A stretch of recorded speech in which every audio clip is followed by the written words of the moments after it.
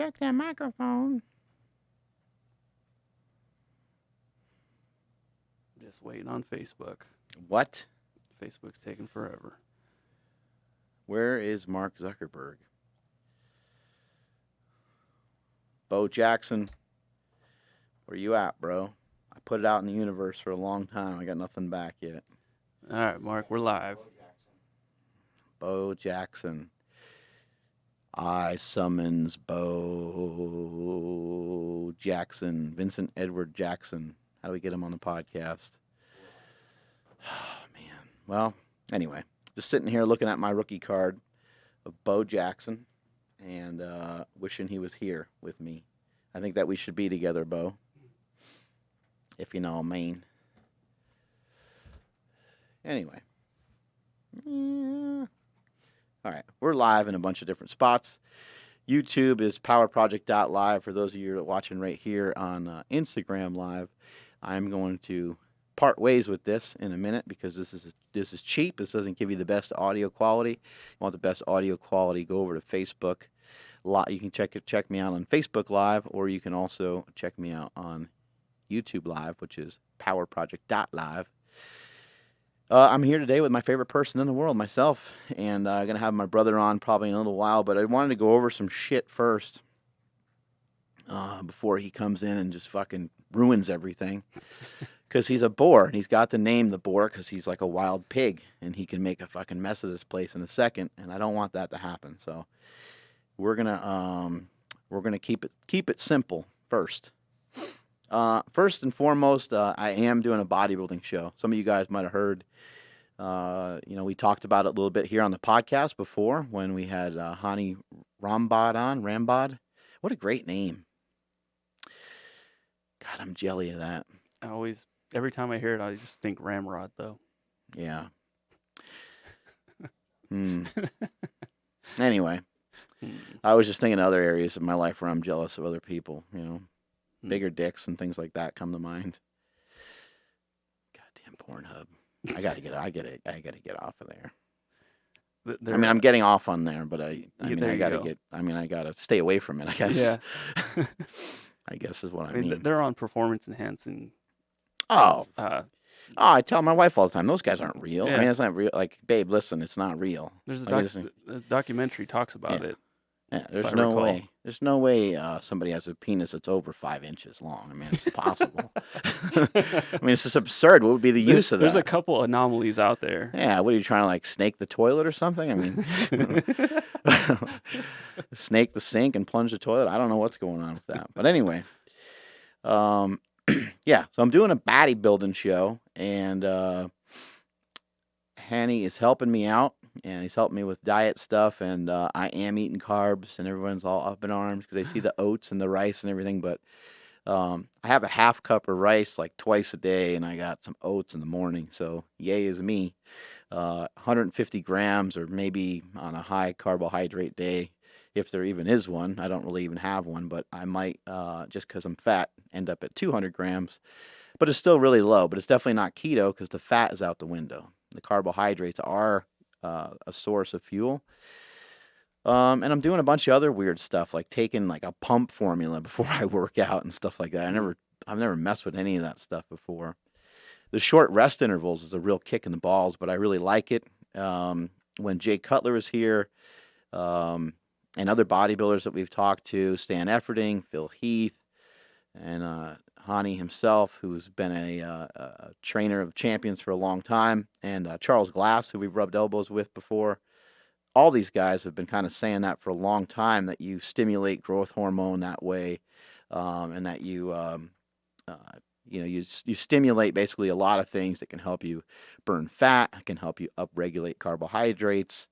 It's really just kind of almost like the pump, I don't think the pump is always a true indication of having a great workout, but I think that in a lot of cases, to get muscle size and get your muscles to grow, I think that you do need to get a pump, at least occasionally. Yeah, so is that different than just like a pre-workout, or is it like a combination of pre-workout and then whatever the pump actually is? I think it's just things that enhance whatever way you naturally get pumped. So I don't even really know what's in this stuff. Mhm. I've been out of the supplement game for a long time. I haven't really looked into any supplements in a while, other than just some of our own protein powder. Mhm. And then from there, I'm pretty much like I got vitamins and minerals, and I take those based off of my blood work. But I really try to get everything from food, and that whole thing ends up being a huge discussion. But Mhm. if you ever listen to the podcast that we did with Sean Baker, he alluded to Mm. the fact that your recommended daily allowance is kind of a thing of bullshit because it's a recommended daily allowance for the standard American diet, which is just people not eating very well, just people eating like shit, basically. Um, and when it comes to something like vitamin C, they might say you need X amount, but they don't. Nobody really knows. Mhm. Like no one. It's unfortunate. Um, Guys like Charles Poliquin, he'll know because he's done some of his own research over a long period of time. But other people have, most of the time, people don't know. It's a real crapshoot. That's sometimes why I think calories are, like debatable. They are a tool, and it's always a good idea to recognize that people that are heavy probably have to figure out ways of eating less, but they are bigger. When someone's 300 pounds versus 150 pounds, the person's that's bigger and that has a metabolic, has created a metabolic disorder at this point, has some really intense cravings and they want to eat more food because they're bigger. Did they get bigger because they ate more food? Yeah, sure, they did, but calories, in my opinion, are just not that accurate. It's not as simple as like, oh, I'm going to cut this out and this is going to happen. Especially when you're behind. When you're already behind, I think the key is sound nutrition and not necessarily just eating less. I think it starts with, depending on the person, but I think in general it starts with a 10-minute walk, and you bring in things from there. 10-minute walk, add more water, sleep more, and then from there it's like kind of debatable on what the fuck to do from that point on. But if you can figure out, getting on a war on carbs or something like that, it could really build momentum and create the discipline that's necessary to get to a point where I've gotten where now I can eat some carbs. It's not a big deal.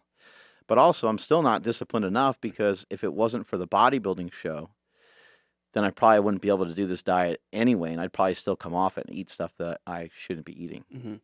But with like a like say a ketogenic diet, it's just gonna force you to not eat shitty carbs.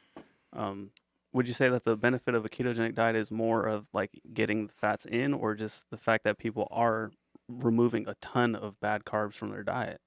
I think in general that the benefits of food really come in the most when you just don't eat stuff. Yeah, When you don't yeah. eat certain things. I think the abstaining from eating food, not all food, but abstaining from eating foods that are unhealthy, I think is more powerful than trying to take in healthy foods. I Mhm. think um, we've just seen it time and time again. If you go on a low carb diet and you still have Crystal Light and you still have all these other things in there, or even if you go on a bodybuilding diet, which is just a low fat, high carbohydrate, high protein diet, Mhm. you can have artificial sweeteners, you can have all these different things in there. You're still going to get in better shape. What that does for you, 50 years down the road or 30 years down the road is a little bit hard to say, Mhm. but fuck, man, Jay Cutler looked great when he was here, didn't Yeah, he? Like yeah. he looked awesome. And he was saying he still wants to size down, but he looked awesome. And there's a lot of bodybuilders that do that. Now there's also the kind of the knucklehead bodybuilders that are just not on that level. Mhm. Jay Cutler's very smart. Phil Yeah. Heath is very smart, and we don't know the cost of admission for entry into the Mr. Olympia contest. Right. We don't really know what that looks like. But Yeah, that's something I wanted to ask Phil was like, dude, okay, you're gonna win 10 in a row. mhm. Like, what does that look like 10 years from now? Yeah, You yeah, know? yeah. I think everyone's scared. I think everyone's kind of terrified. Are they Yeah. going to end up like Ronnie Coleman? Ooh, yeah. And, Yeah. Ronnie Coleman is amazing. 'Cause Ronnie Coleman still seems like a very happy person, but it sucks, man. The guy's in a lot of pain. We need to Mhm. figure out a way to help that guy, and I think we should figure out a way to get him some kratom. Yeah. I think that would be a good start. We can get it to our boy Big J, and we can start to help that guy out because Ronnie Coleman's had a huge impact, Mhm. huge, huge positive impact on so many people's lives, and Um, I just know that he's in pain just from the Yeah. people that we talk to. But there's going to be a price to pay. I mean, look at Muhammad Ali, right? I mean, there's going to be certain situations. Also, too, with Ronnie Coleman, it's like maybe Ronnie Coleman was going to be that way anyway when he's 80. It just happened a lot sooner because of the lifting and stuff. I don't really even know what happened with him. To be totally honest, I just know he's had bad hips, he's had surgeries and stuff. But Hmm. there's some people that have surgeries and seem like they're okay, and there's other people that really suffer. Yeah. So going back to you and your diet, are you still implementing intermittent fasting? There's no room for that. When you do a bodybuilding style diet, you start to not have room for certain things. Damn. Somebody might say, "Oh, well, what about having a protein bar?" Hmm. You literally don't have room for it anymore. Hmm. Depending on how far out you start your diet, you have 5 to 7 meals a day. This is something I find really interesting. You have 5 to 7 meals a day. When Jay Cutler was here, we were like 7 meals, whoa, right? Yeah. Stan Efferding said 8 a lot of times because Stan has a really fast metabolism. But the average person has about 15. They eat about 15 times a day. No way, So they got Jay Cutler beat all to hell. dude. And if you mix that in with the way that people eat, they're late. They probably don't even eat breakfast sometimes. Hmm. Maybe they grab a donut or like there's not even eating real food, Hmm. but they're stuffing their face 15 times a day. I even thought about that for myself. I was like, wow, even if how strict I am, like occasionally I'll eat a carrot or eat it like I'm just eating something else, and I'm like I could definitely do a better job of that. I'm just not even mindful of it because I've been trying to figure out ways of like blunting and halting these hungers and these cravings. Hmm. And I'm like, well, this is better than that. But remember, Stan was saying, what was it? The scenario he said, bad, better, best, right? Good, better, best. Yeah, there you go. Hmm. Right. And when you take that scenario in, like, is that best? Is it best to munch on food while you're cooking your food? Probably not. Probably Hmm. best just to wait till your food's done, right? Yeah. And so, yeah, all those kind of things have popped up into my head, Hmm. along with um, just some other shit I've been thinking about. My brother's here in town, and we're working on our keto movie with our boy Greg Young. And Greg is somebody that has been a big French fry guy like Yeah. yourself. He Yeah. loves to get after those French fries. Hmm. We got him going on the war on carbs, and he's doing great. I Yeah. think he's lost about 20 pounds He or looks so. awesome. We were when we were filming Brian Shaw prepping for the Arnold. Mm-hmm. I hung out with him and Boar for what was like 2-3 days straight. And when Greg walked into the gym yesterday, I was like, dude, I didn't even recognize you. You look like a different person. I was Yeah. like, I only knew because of your haircut. And he Yeah. starts laughing. He's like, I've had this my whole life. And people get all upset. Yeah, he has had the same hair. Yeah. Actually, there's a great story about that. His hairdresser, he went to a hairdresser one time and they wouldn't give him his haircut. They told him that it looks awful. Poor guy. How depressing is that? Yeah. But I think almost any ailment can be associated with fitness and can be associated with our food. Yeah. I He really do. Yeah, he said, I mean, hopefully he's okay with me sharing this, but he said he hadn't felt or hasn't been this weight or this thin since like high school. And Right. and then he had like some back issues just like me, and I'm like, so how's that? And he's like, it's way better now. I'm like, Yeah. funny how that works. He's like, no, but it's not just that. My attitude's better. Hmm. Like I feel better like inside and out. It's crazy, and so it's fucking awesome to see him now, like the way he is right now. I think food can help so many different things. Yeah. I don't know if he brought it up to you. He's probably embarrassed to say it, but he told me about his impotence too. No, I'm just kidding. But your food can really help with such a variety of things. How much working out, how much fitness, and how much lifting, and all these different things. You can sit here and kind of debate that a lot, but I do think that most of us would agree that food is a huge component. Sleep is a huge component, and these things need to be figured out. So me and my bro are working on trying to tackle that freaking monster. Um, in addition to that, there were some things I wanted to go over, and that's why we hopped on here today. Today was a busy day. I got up, banged out my cardio. I guess it was busy because I made myself busy because I didn't have to do that, but that's what I wanted to do, and we'll get to that in a minute. Wants and needs.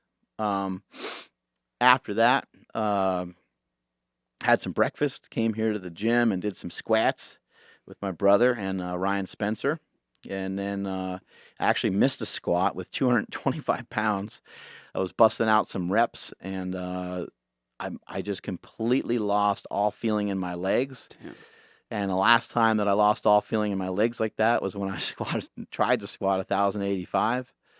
And that was the last time I missed a squat. I haven't missed a squat since. So that was weird and interesting. But a lot of it has to do with the fast pace of the workout. So I did like 405, I think, for a set of like 5 or 6 or something, or maybe it was actually only 3 or 4. I can't even remember. But I know that I went up in weight a little bit. Haven't handled anything heavy in a squat in a while. Squat strength is definitely way down. Strength in general is way down. People ask me about that a lot, but I'm lighter now than I was when I was 16 years old. So shit's just different and weird right now. But then from there, we moved on to some trap bar deadlifts. And from there, we moved on to some leg press. From there, we moved on to doing some back work and some planks and stuff, and then we were done. But it was just a brutal workout. And my bro, he squatted 315 for a few sets of 10, squatting onto a backs. And he did really well also. And Ryan was just tearing it up. He squatted 405 for 10. Dude's a savage. He showed all of us up Yeah. and crushed us again. The pace is crazy though, because it's like we go right from squats, and while the squat is like being broken down or just about to be broken down and done with, and the trap bar is being set up, and as soon as that's over with, and we're going right into the leg press, we're transitioning quickly. And I think people in general can do a better job of that in their day-to-day life, not only just in the gym, but when it comes to training in the gym, when you go from like the squat rack to the next thing. That's a really important transition time to where you can really start to get the most bang for your buck, and you can really start to get some really good exercise in. And the density of your workout is going to kind of shape the way that you're built. It's going to shape and continue to help your progress. But if you kind of are lollygagging around and you lose like your pump, or you just you lose your warmth, even like you're nice and warm and everything feels pretty good, and you got talking to somebody for 20 minutes, it can really set you down the wrong path, and it just doesn't feel good anymore. And it's hard to inertia is the hardest thing you'll ever have to deal with, just getting started. So don't take that lightly. You got started, you got that far, you got to the gym. It was something that you really wanted to do. You made it that far, and now you can't let anything interrupt it or impede it. And I think body language too, right? I think we need to pay more attention to body language, because I'm the worst at that. I get tired and I start wanting to like fall over and whatnot. Yeah, body language and facial expressions and stuff. For those that are listening on Instagram, I'm going to pop off here. If you want to continue to follow, you can check it out on Facebook Live. You can also check us out, powerproject.live. Bye. Yeah, that's a huge thing. And that, again, like so many of these things, they transfer over into life. When you're talking to your boss about a new concept or new idea, poker face that shit, man. Like, don't poo-poo an idea. You may have suggestions on how the idea could be better, how the idea could be different, but there's no reason to squirm like you're a bug under a magnifying glass. Take your time to understand the information that's given to you. And then same thing in the gym when you're training. Take your time to process what it is that you're doing. Try to breathe, try to calm yourself down. All this stuff can be very painful. Yeah, it can hurt. But pain is like the ingredient that we're looking for. And in this recipe, if you don't have pain, then you're not going to have progress. There has to be some, like you don't have to be in pain, like because you tore something or anything, but there's going to be a lot of discomfort going on. For a champion, for somebody that wants to be better, exercise doesn't even really start until things get to be painful. Everything else is kind of just a warm-up, right? So things have to kind of hurt. Things have to be hard. Things have to be difficult. And then also, if you got training partners, It's important for you to be up for them too. It's Right. important for you to think about like if you were going to get into a fight or something where you were going to be scared, if there's some scenario where you're going to be you're in war, you're in battle of some sort, and you're going to be terrified, it doesn't do me any good to have you all frantic or vice versa, right? Like if Right. I'm like I'm not sure what to do, if I'm freaking out, Mm-hmm. well then now you're like fuck. Yeah. But if we're like, all right, man, this is gonna be like look each other in the eyes, like this is gonna be fucking hard, but we gotta we gotta Right. figure this out, right? Yeah. So Right as Smokey's going for a big bench, I'm gonna be like, hey, what happens if it falls out of your hands though? Yeah, don't be that guy. And so, in your training and in your effort to be better and in your effort to make progress, I talked before on the podcast about the ingredients that would go into being successful. The ingredients of being successful, are things such as progress, right? And how do you get progress? The only way you get progress is by doing stuff and trying new things and continuing to move into different things and try different things and continue to work as hard at those things as you can. Over a period of time, you refine those things. You become more efficient at those things. And it's not always just about plowing forward as hard as you can. Mm-hmm. You're going to want to, at some point, you're going to want to work on being more efficient at what it is that you're doing. Right. Then you can streamline stuff and you can have time for other things. You can have time for your ideas. You can have time for the things that you really want to do and not be so tied down all the time to the things that you have to do. A big piece of this puzzle is to do the things that you don't want to do when you don't normally want to do them. You have to kind of force yourself to do those things. But the things that you want will always be there as long as you're handling all the shit that you need to do. And that gets to be really hard because the things that we want to do can be distracting. Distraction is king, distracting you from stuff, distracting you from your goal. The Ultimate Warrior refers to it as Mr. Resistance, and I think that's a really outstanding message. Mr. Resistance is waiting for you. The second that you, he's not even waiting for you. The second that you get up, he's waiting for you every night when you go to bed, because Mr. Resistance is the voice that tells you, I should stay up and I should watch this. This is going to be kind of cool. I should watch this 60 minutes thing, and it's going to go until, because you recorded it or whatever, it's going to go till 11. You shouldn't watch it. You should fucking go to bed because the 60 minutes episode has nothing to do with your goals. And yeah, we need leisure and we need fun. But just like with food, we don't need it at every goddamn turn during the day. What's more important? Is it more important for you to wake up early and get the things that you have to do done? Or is it more important for you to fuck around with the things that you want to do? I always hear people, I need to unwind though. Like I need to, I'll get all that shit done later. But right now, this episode of 13 Reasons Why is about to pop off, and I need to relax and unwind because I had a shit day. Right. Well, I think you'll be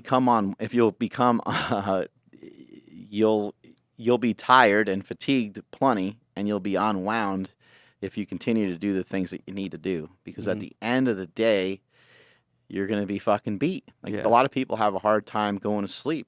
Honestly, you have a hard time going to sleep because you ain't doing shit. Because you're occupying yourself with stuff that's distracting you. Things that are, you and I were talking. You were like, I've been trying to be off my phone as much as possible. I wish there was maybe there already is, but I wish there was an app on your phone that showed you how much you're on it, how much you're off of it. Yeah. Well, it's funny because you hear a lot of people. They say oh man, the second I hit the bed, all of a sudden, all these thoughts run through my head. I keep overthinking everything. It's like, well, yeah, because you haven't been alone by yourself for a second the entire time you've been awake. You've been balls deep in your phone, or you've been talking to somebody, or you're at work, or you're doing this or that. Go close yourself in a room, in the dark for 5 minutes and see how many of those thoughts you can get out before you go to bed. Yeah, it's called making yourself busy. Yeah. You're making yourself busy, and you're causing a lot of these problems yourself. When we talked to Phil Heath said when he's training and having a bad session, he sometimes just looks in the mirror and he'll just go into the bathroom so there's not other people around, and he'll just look at himself. He'll just stare at himself, and you saw his stare. Yeah, he almost killed me. I know, he almost killed you. But he'll just stare at himself and he'll say, "What the fuck are you doing right now? Yeah. You want to be the greatest bodybuilder of all time. You're hunting down Lee Haney and you're hunting down Ronnie Coleman, and you're having a shit workout, and the Mr. Olympia contest is 10 weeks out." And I mean, those are conversations that you have to have with yourself. And I think that people think that when you do that kind of stuff that you're like a maniac and that you're not having any fun. Well, life is always more fun when you're winning. Who had a big smile at the the end of the game with the Golden State Warriors and Cleveland Cavaliers? Yeah. Everybody Mhm. everybody on the Golden State Warriors, right? Yeah. Because life is a lot more fun when you're winning. But what were the sacrifices, right? Like, what were the things that those Right. guys all agreed, this is what we're gonna do? Mhm. And the Cavs, they couldn't do shit. I mean, you could sit there and make excuses and say, "Oh well, Kevin Durant." Like, there's been people saying he's like fucked up the entire NBA because of For going to the Warriors. for going to the Warriors. But I mean, realistically, we've seen teams try to make like dream teams before, and it doesn't always work. Yeah. Didn't work right away for LeBron when he went with Dwayne Wade. It took a couple years. Yeah, it took some time. All these things take time. They always take work, but something to keep in mind. And I think this is something that I've given that cutting corner speech a lot, and it's something I'm passionate about because it's something I suffer from it. I cut corners all the time. We all do. Mhm. We all cut corners all the time. But if you stop cutting corners and you go around those corners, that's where all the good shit is. That's where all the victories are found. And you're not going to find a victory just by going around one corner. You have to go around multiple corners, multiple times, day in and day out, and week in and week out, and you still might not win. Yeah. But when it comes to like, doing the gym stuff to rolling it over into work stuff, I know doing this podcast isn't like a burden on you or anything like that, but like say today's meeting that we all had this morning, how hard was it to come to work and to be a part of that meeting and do this podcast after you did all those squats this morning? Like compared all that to those squats, which one was harder? I say it all the time, do more, be more. Yeah. The more that you do, the more that you can handle. Do more, become more. Mm-hmm. The more that you're participating and the more stuff that you're doing, the easier it is to handle all that.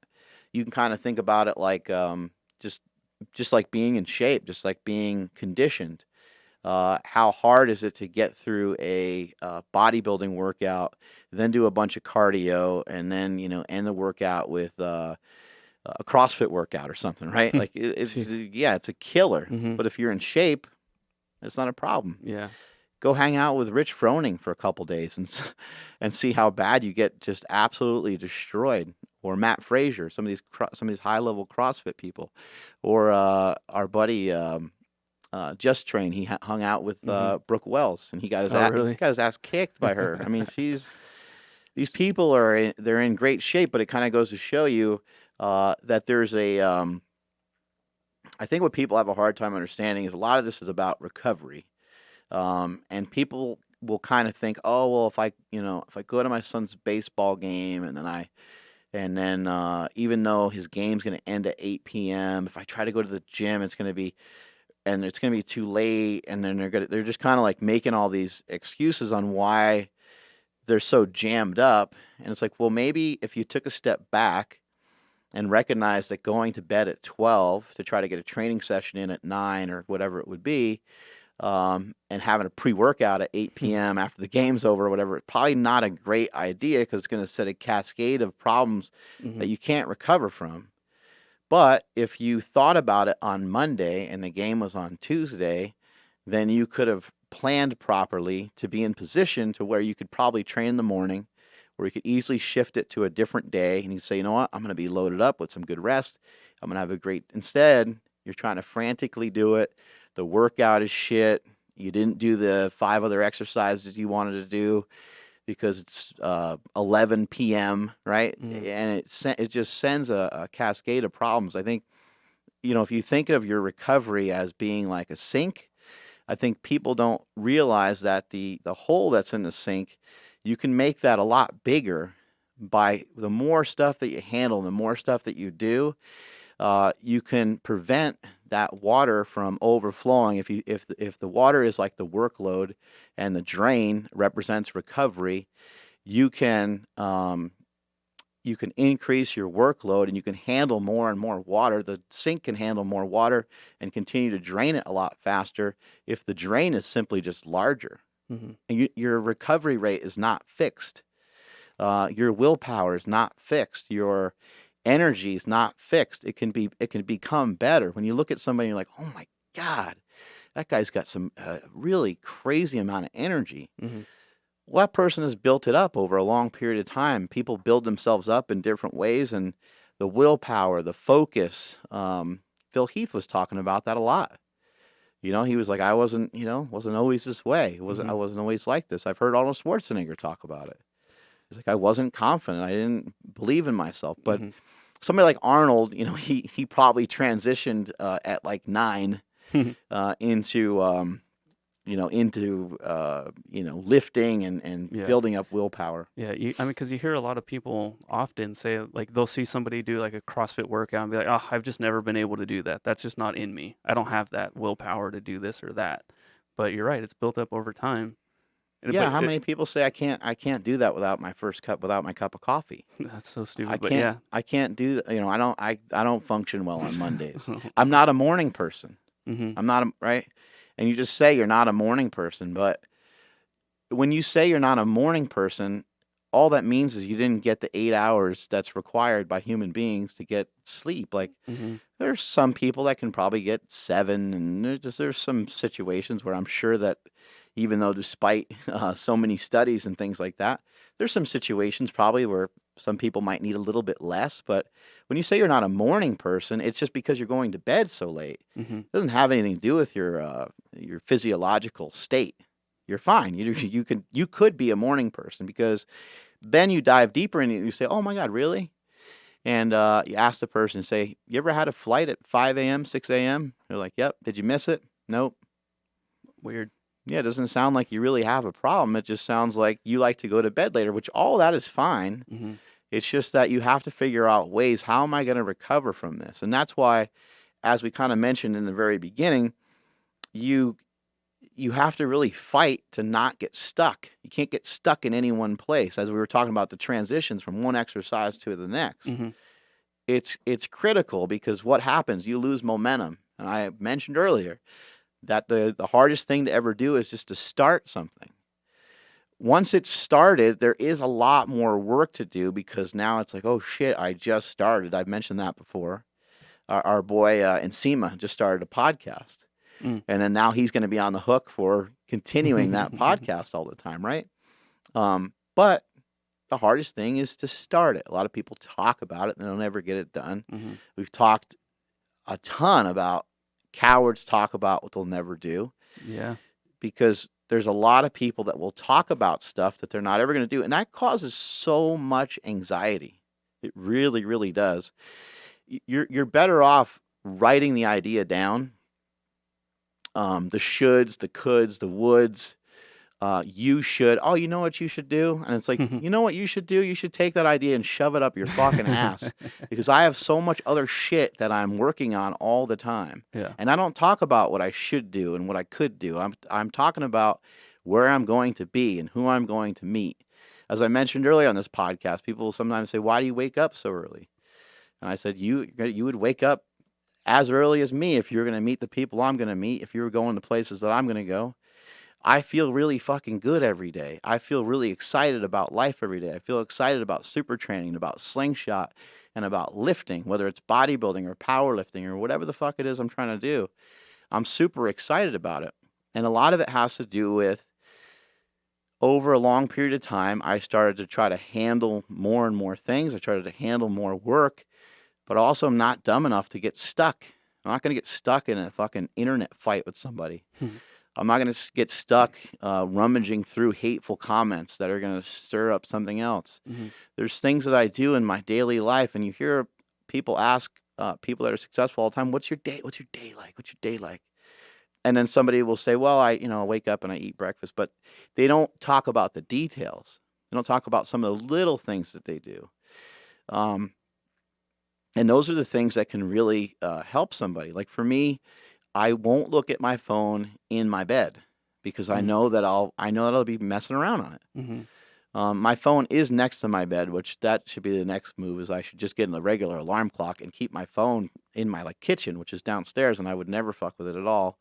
There wouldn't be any chance for it to distract me at all. An old school alarm clock. Yeah, just get an old school alarm clock. That'd be tight. There's things that just I've talked a lot about on the podcast before about just being conscious of what it is that you're doing. Could you be off your phone more? Sure, you could.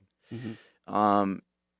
Am I, the owner of Slingshot and the owner of Super Training, do I have to be on social media? No, I don't have to be. Does there need to be some representation of what I do and what the brand does on social media? Yes. The answer is that it would probably be foolish to ignore social media. Yeah. Because we've seen spikes in sales when I mention certain things, and we just know it's good for the brand in general. But that's a place that you can get stuck. People can't afford to be stuck. Other things I've done in the past too. I might make some notes on a post that I'm going to make. And then I'm like, you know what? The post doesn't have to happen right now. It really doesn't matter that much, even though you want to put the post up. But when it comes to these kind of things, sound so stupid to talk about. But when it comes to these kinds of things, and you're with Phil Heath, or you're with someone you think people are going to really give a shit about that you're with, snap a picture and say, I'm having a great day. Hope you are too. Done. Boom, it's over with. You ain't got to worry about it. And then if you want to do a bigger post about that person, think about it later, and take some notes. And it might take you 10 or 20 minutes, but it feels a lot better if you have a notepad and a pen than to sit there hunched over on your phone like a goddamn gorilla trying to type it in and trying to fucking delete it and all that stuff. I know because I've done all that. I've built the entire business off of the phone. Mm-hmm. I'm just waiting for Apple to hook me up with Yeah. scholarship. But you're absolutely right. Like taking some time away to actually formulate your thoughts, it helps a ton. Even sleeping on it, doing it the next day is, it's huge for your brain. Yeah, even like with like editing, right? Like if you shoot a bunch of cool stuff in the gym, or even if you shot a couple cool pictures, be great. Grab a notebook and for 2 minutes you write down, pic of Boar and Smelly on the turf. That was good. This was kind of cool. And then you go home, go to bed. Next day you look at the notes and there's some information. Yeah. And you're like, oh yeah, I wanted to make sure I got those photos touched up, or you want to make sure you Photoshop the shit out of it so we look good. And that's what you work on. Yeah. The last podcast I had asked you if in regards to obtaining goals and whatnot, or setting goals, if it's a good idea to ask or to tell somebody what your goals are. And then just now you said people talk about what they're not going to do. I don't want people to think you're contradicting yourself. What you're saying right now is don't shout from the top of the buildings like, I'm going to do this, I'm going to do that, because you're not going to do any of it. But if you get started and you tell somebody like, hey, my goal is to lose 10 pounds over the next X amount of months. It's almost you're not even saying anything until you already started. Yeah. Like I didn't announce this bodybuilding thing until I've been doing it for a couple days because I actually didn't know how it's going to feel, how it's going to pan out. What if I tried it for a couple days and I just really just hated it or whatever, or like just felt sick? Well, it'd be stupid for me to stick it out just because I said I was going to do it, but yeah, you want to tell other people what your goals are. A goal is different than you shouting out stuff that you had in your mind for a long time that you're still never going to act on. You know that you're not going to act. You know in your heart the things that you say that you're not going to. You already know that. You really do know. you can just tell, like you can sense it when you say it, and then sometimes you say it and you're like, oh, that was kind of dumb. But if you start to recognize those things more and more, I think it's important, because then you don't have to worry about any of those things. Those are things that are not going to happen for now, and maybe you make a note of it. Maybe for me, like I know that I want to bench press 500 pounds again, and I said that in the gym a couple days ago, and somebody was like, "When?" I was like, "I'm not putting any time constraints on it, 'cause it's going to take a while, like." This is going to do, pulling my body weight down like this is going to be weird. And then trying to figure out how to get the central nervous system and everything back, and try to gain some size back. All that's just going to be a new experience. And I've never done it before in that way. So I don't really know how long it's going to take. And so, I hope that it happens sometime in like 2019. But you need to be, it's weird because, in my opinion, you need to, if you're going to have a great idea or great concept, or you're going to be separated out from the crowd, what usually separates most people out from a crowd, and what separates people out from even great people, is being like uncompromising, and having a mindset that's irrational. And then it's like, on one hand, I might talk about you need to have rational thought towards your goals. But if you're going to have a great idea, if you're going to be Elon Musk, or you're going to be Jeff Bezos, or you're going to be The Rock, then a lot of these things have to be irrational. But remember, we got to make a little video of this. Remember what I've talked about before about playing Mario Brothers. And having Mario jump onto the flagpole, right? You got to time that jump just right, but you're not going to jump until the last possible second. And if you're going to have irrational thought, it should be something that you're building towards. Jeff Bezos, Amazon was started as just a book company, right? They just sold books. And he probably didn't have a wild hair up his ass to do some of the weird shit he's doing now. He's got some like fucking rocket that he's sending to Mars, and like, it's probably just penis envy that he has for Elon Musk or whatever, right? That's some hair up his ass. I know. It's probably ingrown. It's probably ingrown hair, or spider bite, maybe even. Who knows? Damn. But those it's important to have thoughts that are uncompromising, irrational. When it comes to certain things, like somebody might say something like, I really want to do a keto diet, but I try it, and then I just have like a little bit of bread here and there, but it's probably not a big deal, right? Like, or I eat a little bit. You can't be. There's like no such thing as keto-ish. You can be like, you could do low carb. You can do a low carb diet, but then the amount of fat that you take in would have to match up with how many carbs you're eating. So if you wanted to eat 200 or 300 grams of carbs a day, like for me, for now, I'm eating about 200 grams of carbs a day. I'm not really sure how high the fat is, but it's definitely under 100. When I was doing keto, my fat was probably up around 250 or 300. You're so fat. I know. That's a lot of fat, right? And so there's going to have to be adjustments, but you can't like half-ass do stuff. You can't. You have to give things 100%, and it's just. I hear it way too much, and people talk about how they want to like try all these different things, and it's just like just start doing. Yeah. Just start getting involved. Just start doing some of these things. Yeah. How similar, or it probably resembles that person in their workplace. Like, yeah, I do keto, but I have bread here and there. It's like, oh, you went for that promotion? Yeah, but I didn't really give it my all. Or, I didn't do the extra work that I should have, but, I tried. Yeah. So it probably resembles their diet. Yeah, and you're like, what? That doesn't even make any sense. Or someone's like, yeah, I've tried keto before, but it didn't work. It wasn't for me. You got to think about this. It's not your coach. It's not your teacher. It's not your diet. It's your consistency that's the problem. You don't have consistency. Your math teacher wasn't a son of a bitch. That dude, he had it out for me though. Yeah, You don't right, know. right. That's why you couldn't figure out how to pass, right? Yeah.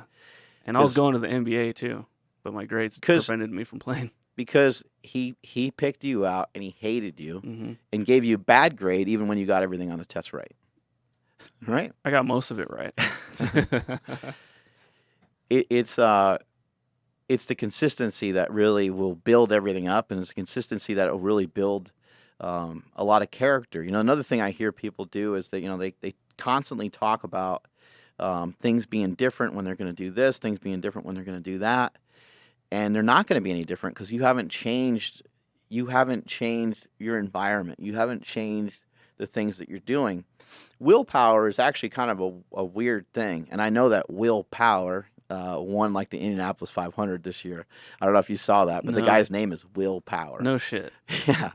The guy's name is fucking Willpower. And it was kind of all over the news. It was really funny. But willpower is a weird thing because it's not like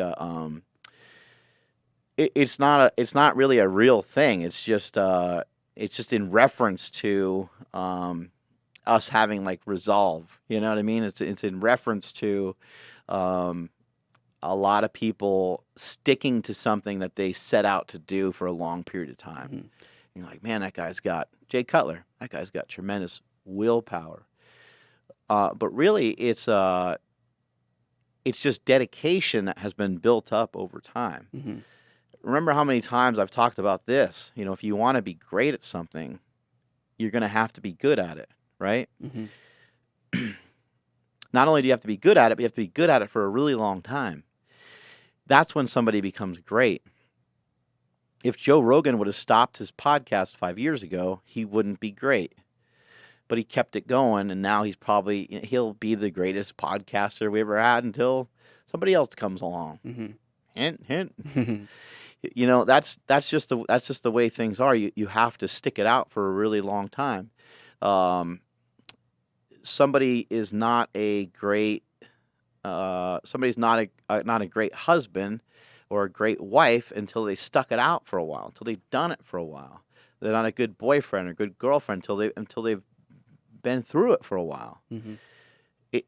All these things they take time. You're not a good dad, you know, until it takes a long time. You're not going to be a good dad just because you hung out with your kid till he was 5 and then you fucking took off on everybody. Mm-hmm.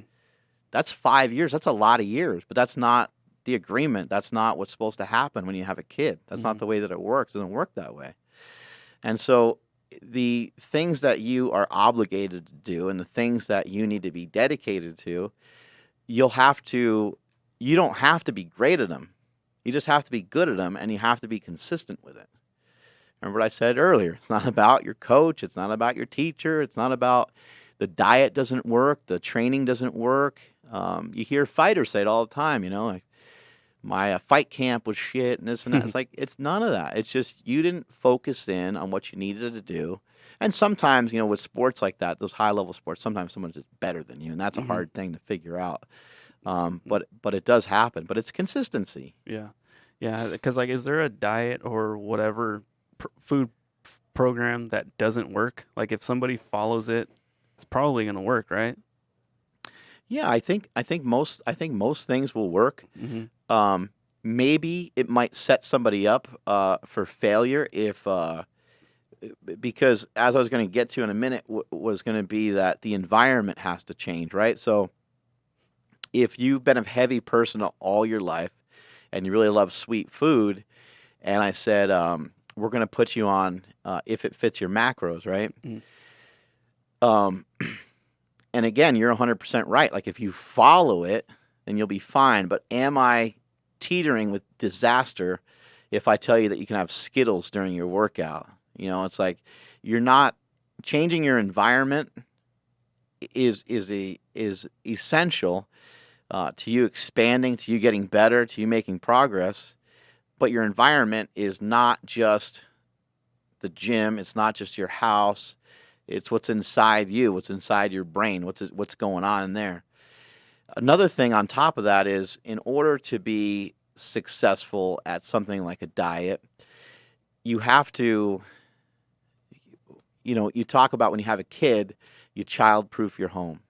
If you have a kitten or you have a dog or a puppy or whatever, you're gonna kind of dog-proof it, you're gonna Hmm. have gates up and like make sure that the fucker doesn't like run outside into into traffic or whatever.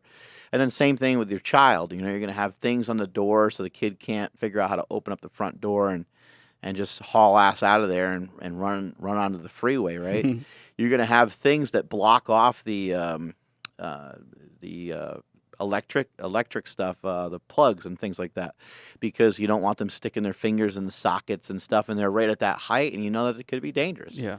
You don't want anything in the house that they could pull on top of themselves. You don't want anything they could pull on and lands on their head or something crazy. And so you have to child-proof your home.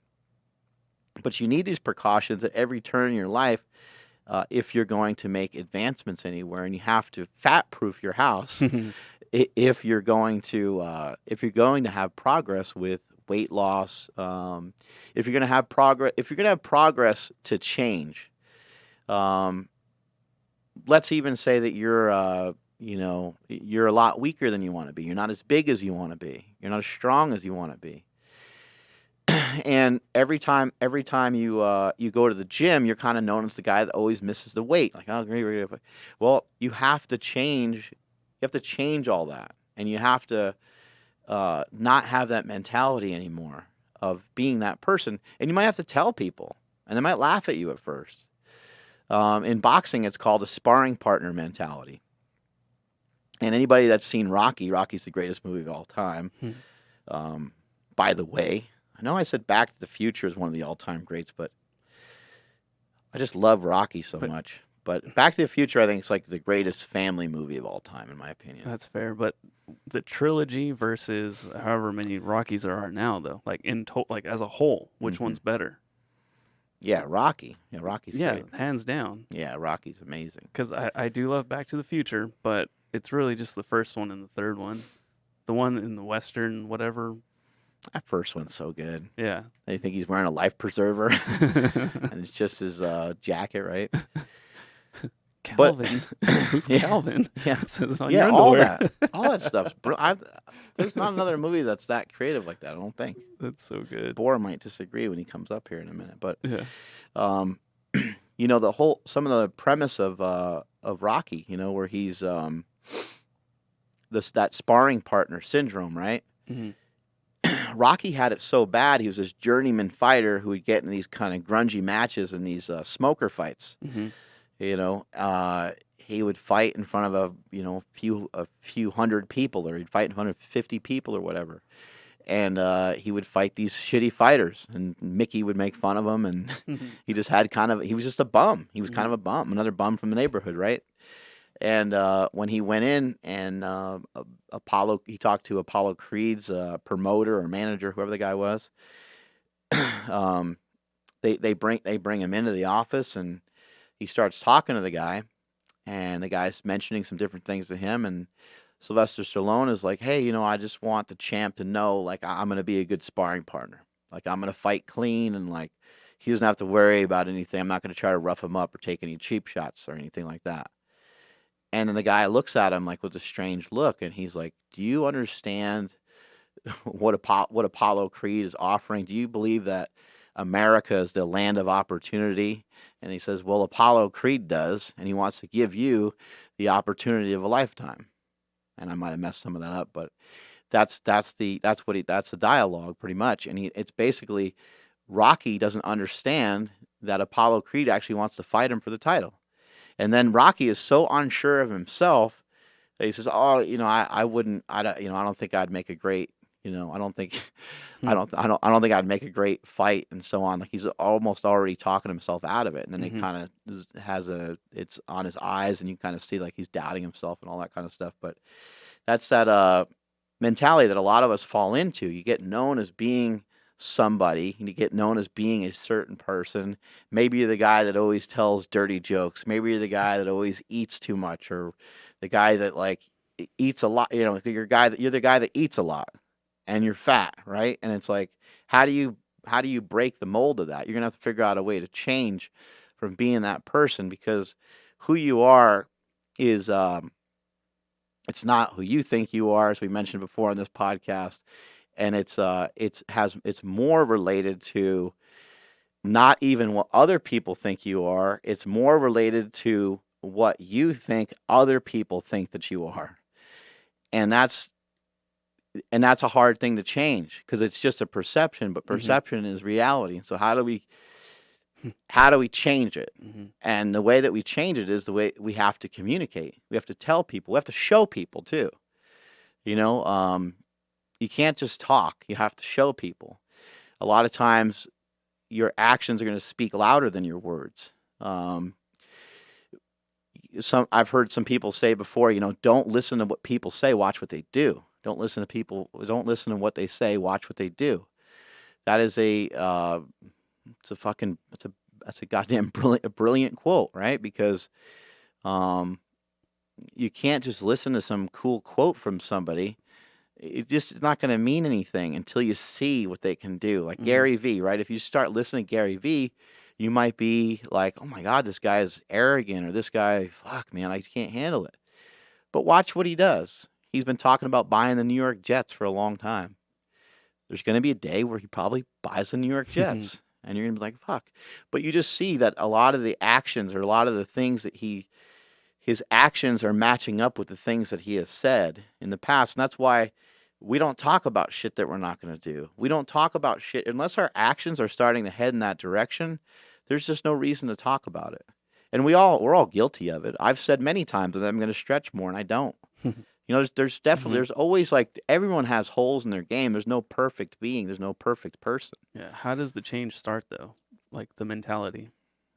The change starts by you recognizing that change is the most powerful weapon that you have. It's not your intelligence. It's not your strength. It's not your resolve. It's not any of these things. It's actually the ability to change, and the ability not even just to change, but to adapt to the environment that you're in. Adapt to what it is that you're going to do next. Because if you don't adapt to something, you're going to die. And I kind of feel like that with our company. I feel like that in my life in general. If I don't continue to pursue, obviously, like, we're going to sell slingshots, and we're going to continue to execute on a lot of these things, but we're going to look the company up and down and try to make everything better all the time too, which is a part of change.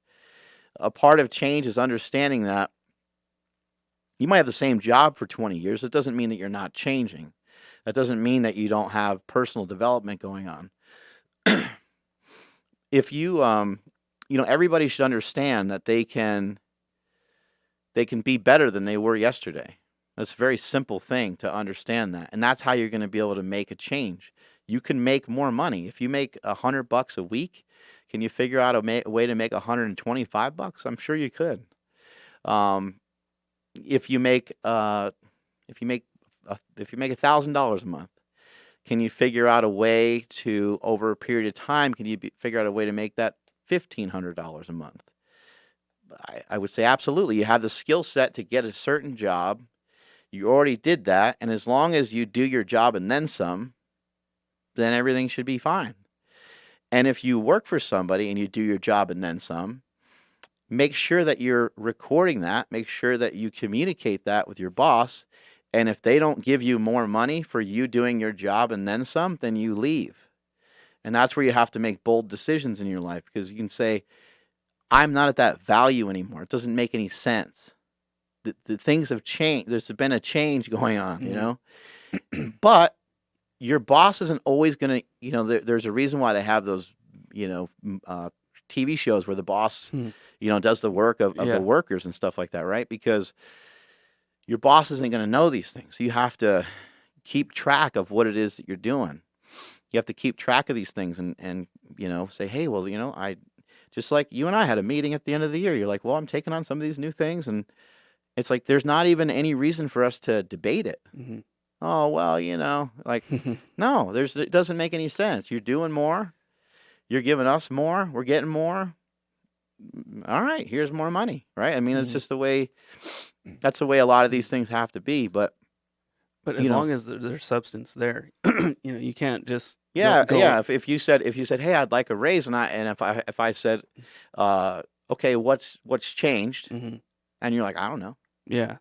I'll be like, well, I don't know. I don't know either. And Maybe you should make less. yeah, and and that prevents the feeling of feeling arrogant, you know, and trying to like whatever peacock or whatever. Yeah. Because like if you have, like you said, you put points on the scoreboard, Mhm. it's not bragging, it's just stating facts. And I think that's huge. That's something I've learned from you. You know, because it's really hard for me to brag about shit that we do, but we do some really cool stuff.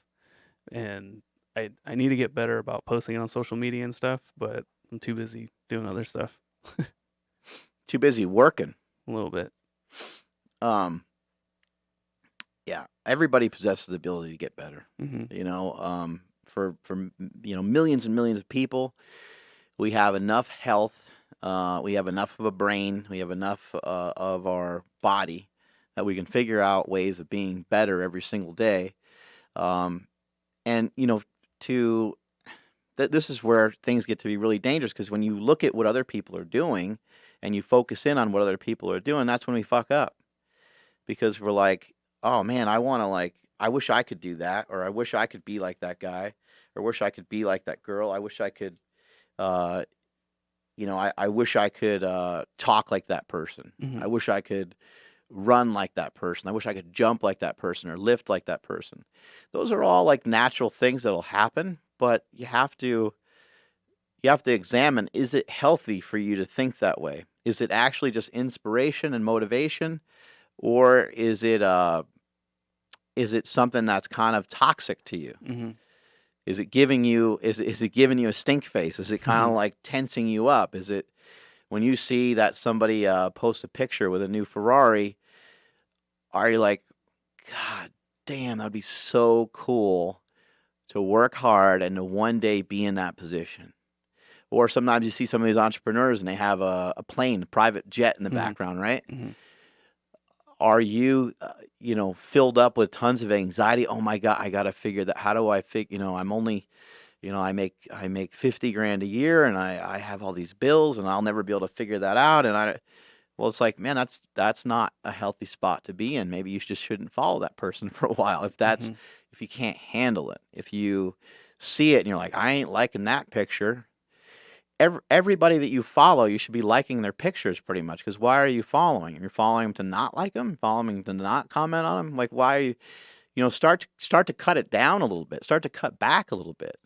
Or do you have other intentions? Do you have other reasons for following them? Are you following them to try to raise your own social media status so you can comment on their thing Mhm. and then get kind of bumped up the ladder, right? That's what a lot of people do.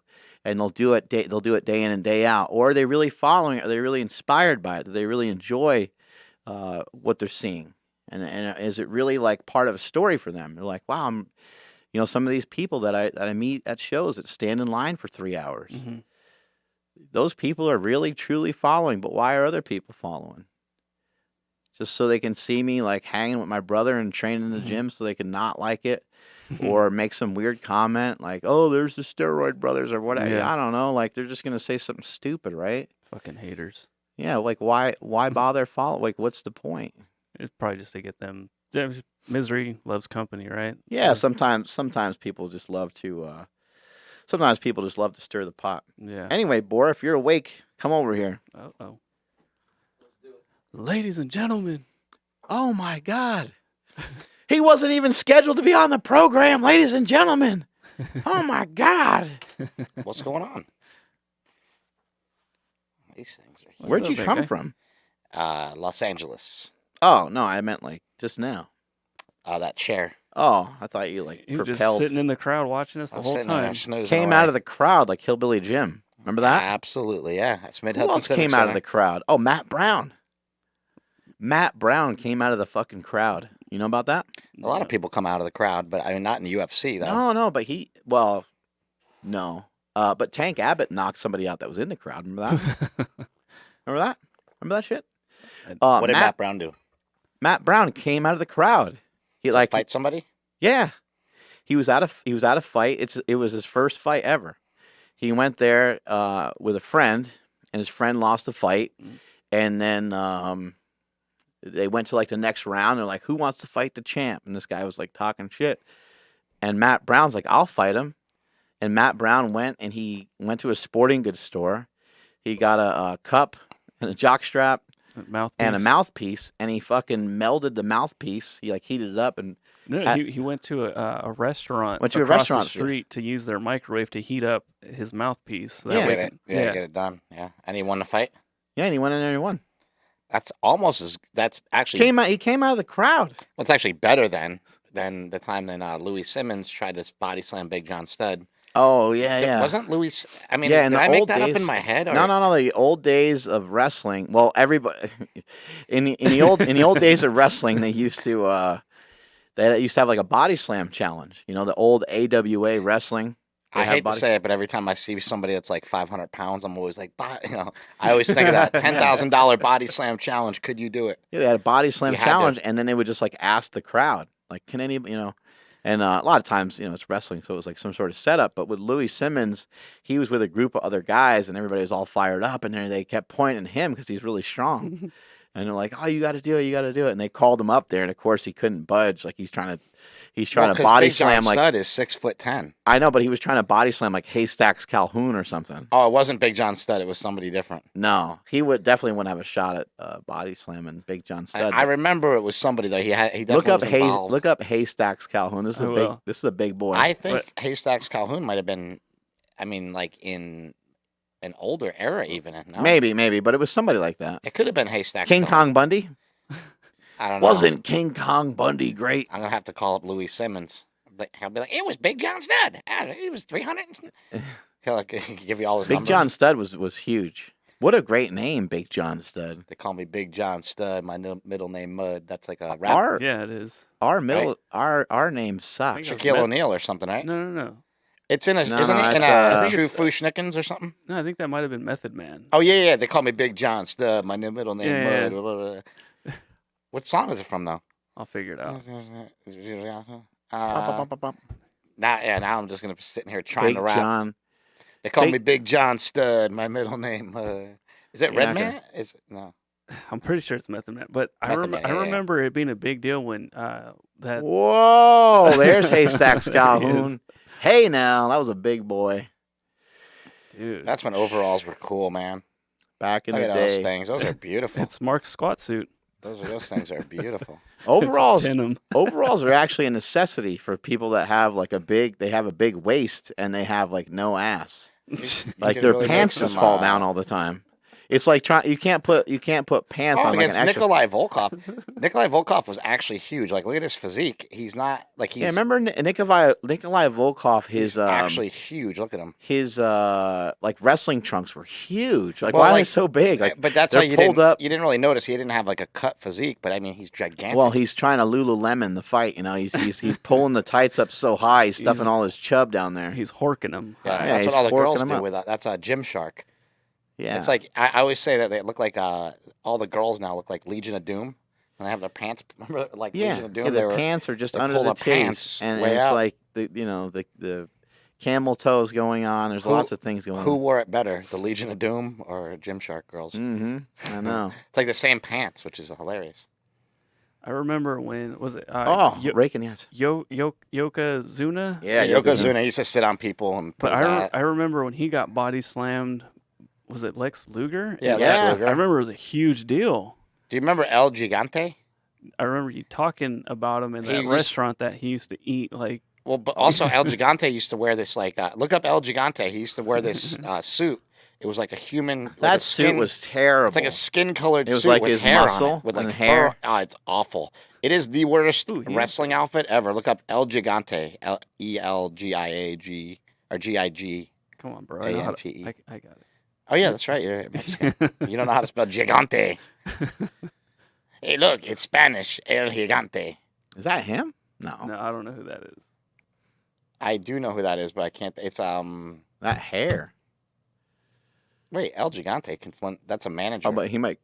There he is. There's El But look up. But wasn't he? Didn't have a different name? WWF. He had it. Yeah. Well, he's really young right there. Yeah. Damn, he is big. Yeah, how tall was that guy? Wait, what was his name in WWE though? He had a different name. Remember, he was like I don't remember. Couldn't tell you. Anyway, look up El Gigante WWF. El Gigante WrestleMania or something. He'll come up. It had a different. I think he had a different. I don't know if he had a different name. You don't remember? I don't. What are we doing with this goddamn nutrition movie? You're the director. What's going on? We're working on it. Like I think a lot of it has to do with taking into consideration like what we're actually doing. Mm-hmm. So a lot of it is a learning experience. Yeah, we filmed a bunch of stuff, but we got a lot more work to do. I think, yeah, I mean, all these films are processed. I mean, to me, they're really these crazy things that take on their own life. So, it's like you go out and you film a bunch of stuff, and then you start going in one direction. You're like, I don't know if that's the exact right direction to go in, and well, maybe we should have some more of this. You just kind of bounce back and forth. It seems really important, because like with like Prescription Thugs, with Bigger, Stronger, Faster, with Leap of Faith, with all these movies, people can watch them and they can kind of make their own, they can make their own assessment of what is best for them to do. But like people don't have to take steroids, but they should. People don't have to take Kratom, but they can become more aware of what it does. Maybe some people that watch don't have any prescription drug problems, but it's good to be aware of these things, right? Mm-hmm. But everybody has to eat. Sure. I know the one thing that's really important is not saying the wrong thing. So if you want to be an authority on something, like if I was going to write a book, for example, you wrote a book, it was really short, War on Carbs. War on Carbs. And what's great about it is that it is really short. If you really wanted to write like a 400-page book, I would say like if you didn't research the shit out of it for like 2 years, then you're selling everybody short. If you're going to write something that's like a simple little manual like that and sell it, and like just boom, put it out and give it as a program, I think that that's awesome. But I think if you're going to do something like this movie, this movie's going to be like that book will be around forever, but this movie is going to be something that people take as like sort of their first volume of anything they've learned about nutrition and go like, when we talk to people, I talked to Thomas DeLauer today, who's a great keto advocate. He's amazing. And so I hit him up and I said, I hey, need to book him for July down in we already booked Malibu. him. I already did it. That's why I did. I hit him up and I said, hey, we want to get together in July. He said, this is crazy because the reason I'm in shape is because of your movie. That's what got me in shape was Bigger, Stronger, Faster. I used that as motivation to go from being 300 pounds to being in great shape. And I think that that's awesome because now we're going to... Well, he's in amazing shape. Well, now we're going to take Thomas DeLauer and we're going to... And now I'm asking him a bunch of questions. Like, I want to get to where you're at. How did you get to that place? He knows a lot. Well, what's awesome is, like I said, it's disingenuous not to go and research the shit out of something if you want to be an expert. He wanted to be an expert and he made himself one, and he's figured it out. Some of the advice, too, can be, like, so far. Like, he's a good example because he talks about, like, pure keto. And people may not have to... I think the War on Carbs is, like, it's pretty mild, in terms of, like, I don't really go all crazy about protein requirements. All I want people to do is get used to the food.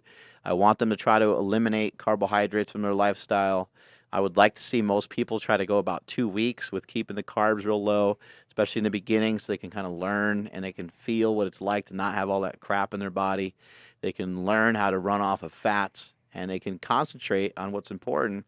And what's important is just getting rid of all that bullshit and having your body start to feel good, start to lose some weight, get momentum going. Yeah, I think it's sort of like it's interesting. I was talking to Stone Cold on his podcast like the other day, and we were talking about the difference between people that like numbers and people that don't. Oh, he's obsessed. Well, he's obsessed with numbers. How but many grams is that? How many? And I keep trying to tell him, like, I'm not interested in that at all. I'm not interested in helping people by telling them how much they need to do because I think that that's putting somebody in a bad position. Now you're putting somebody in a position where they need a scale and they need some way of weighing it, and like I'm saying, hey, just eat a fucking steak. Multiply your body weight by 16 or something. You're like, what? Well, it's like look, just have a steak. Are you still hungry? Yeah. Like, yeah, I'm still hungry. And now I understand, like, for Stone Cold, that's hard to wrap his head around. So what I do with people more like intuitive eating, and how I can help, like, what I'm trying to do is learn better in this process. What I'm really trying to learn is how I can better help people. Yeah. Well, the worst thing that you can do... How we can is, service people. Well, the worst thing you can do is somebody comes to you and they're like, I write everything down and I'm tracking, what do I do? The worst thing you can do is say, don't do that anymore. Yeah, don't do that and throw it out. You can encourage them. So you can say, okay, well, if you want to break it down into numbers, here's some guidelines. You know, and that's a safer way to do it, because you don't want to you don't want to shut that person down. If that's the way that they live their life, then they probably have a lot of anxiety, and they Sure. probably take everything that they do pretty seriously. But that's just the way some people are. And then I also think on the other flip side of it, telling people how you do it is Yeah. really important, because a lot of people are approaching nutrition for the very first time. Like you just talked about Greg a little while ago. Greg has never had any training in nutrition. So every habit that we teach Greg is a good one, right? So a lot of times, people won't do something in the Mhm. diet because they already have a bad habit that tells them like, no, Right. I'm going to do that anyway, even though you said, not to do it or whatever. So Greg's learning all good habits. He's not measuring anything. He's not testing his ketones, but he's getting great results. And when those results stop, maybe we'll start doing some of those other things with him, but not yet. It's not One thing timing I yet. always like to say is, like, that's not our fight. Our fight is not that. Our fight is not to measure ketones. Our fight is not I'm not worried about you having Diet Coke 2 or 3 times a day when you first start the diet. It's Yeah. just not. It's just not where the fight is. The fight is, how do we get all this bullshit out of your diet for a while? How do we make a more And positive the change? more, as much as people hate it, and they hate when we say it, and I'm just gonna start going. I'm just gonna start saying it because I actually truly believe it. The more and more I study, like carbs are the problem in our country for sure. Like it's the carbs. Just threw away the script. Damn For it. 90% of I the worked people. so hard on that script. I know. We just keep coming back to that. We keep coming back to that every single time. And when people ask me like, dude, you're getting in such great shape, every single time I get in better shape, every single time I get stronger, it's because I'm going more towards 100% carnivore. For me, that's working really well right now. And like I said, I'm not going to stop doing anything until it stops working. Mhm. So right now, that's been working for like 5 or 6 months. It's Right. kind of amazing to me. So because it's been working for such a long time, I'm decided to stay on this Right. and ride this train for a little while. Now, there's going to be a certain point where I do get, well, right now I'm still 17% body fat. So if I get You have it down, tested recently? 17% is the lowest I've Oh gotten my to. god! That's You on guys an got to run this for a second. I gotta pee. yeah, Be back that's in a second. that's on an in-body testing at 17% body fat, That's which huge. well, yeah, it's great. I started at like 30 something, Yeah. and just keep coming down each time is nice to see. But there will be a point where I get down to like, I don't know if I'll even ever get to 10%. I don't know. I was trying to figure that out today. I was Yeah. looking at pictures of Thomas DeLore as I'm talking to him, going like, Mhm. damn, this guy's so shredded. Can I get there? And I'm sure I can, but I know like it's actually going to be a whole nother fight to get there. So, I look at it and like I'm working really hard right now, and I just said, yeah, they're the problem for most people, for most people, and I can keep reiterating that for most people. The more I keep going away from carbs and towards the more meat, the more carnivore, the more like my diet. Just to go back and explain it, it's a carnivore diet. It's mostly red meat. It's like 90% red meat, 10% other things like such as cottage cheese or an apple here and there, But usually or not like a protein, a Quest bar, Mhm. or like something like that. Like maybe like one or two things off the diet, maybe like 200 to 400 calories that are not even, I wouldn't even say off the diet, that are just maybe not meat.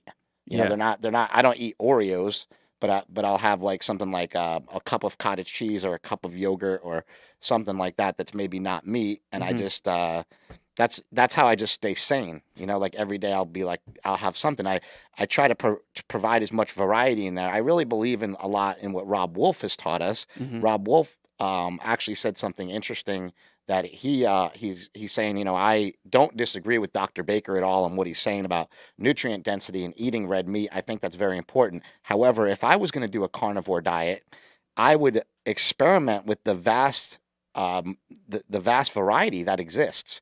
So rather than just eat red meat, maybe eat some red meat, some seafood, some shellfish, some white meat, That actually some does pork. seem like a lot safer bet. And then Mhm. also too, I do think that there is a reason. It's very obvious that you can live off of red meat and be totally fine. But I do think there's a reason why there's vegetables and fruit. I think they exist for. I think The- they The other exist thing for a reason. I question about, I question this about the carnivore diet. I actually question about every diet. Is like we seem to have a ton of research on all these tribes, all these Indians, all this anthropology on people.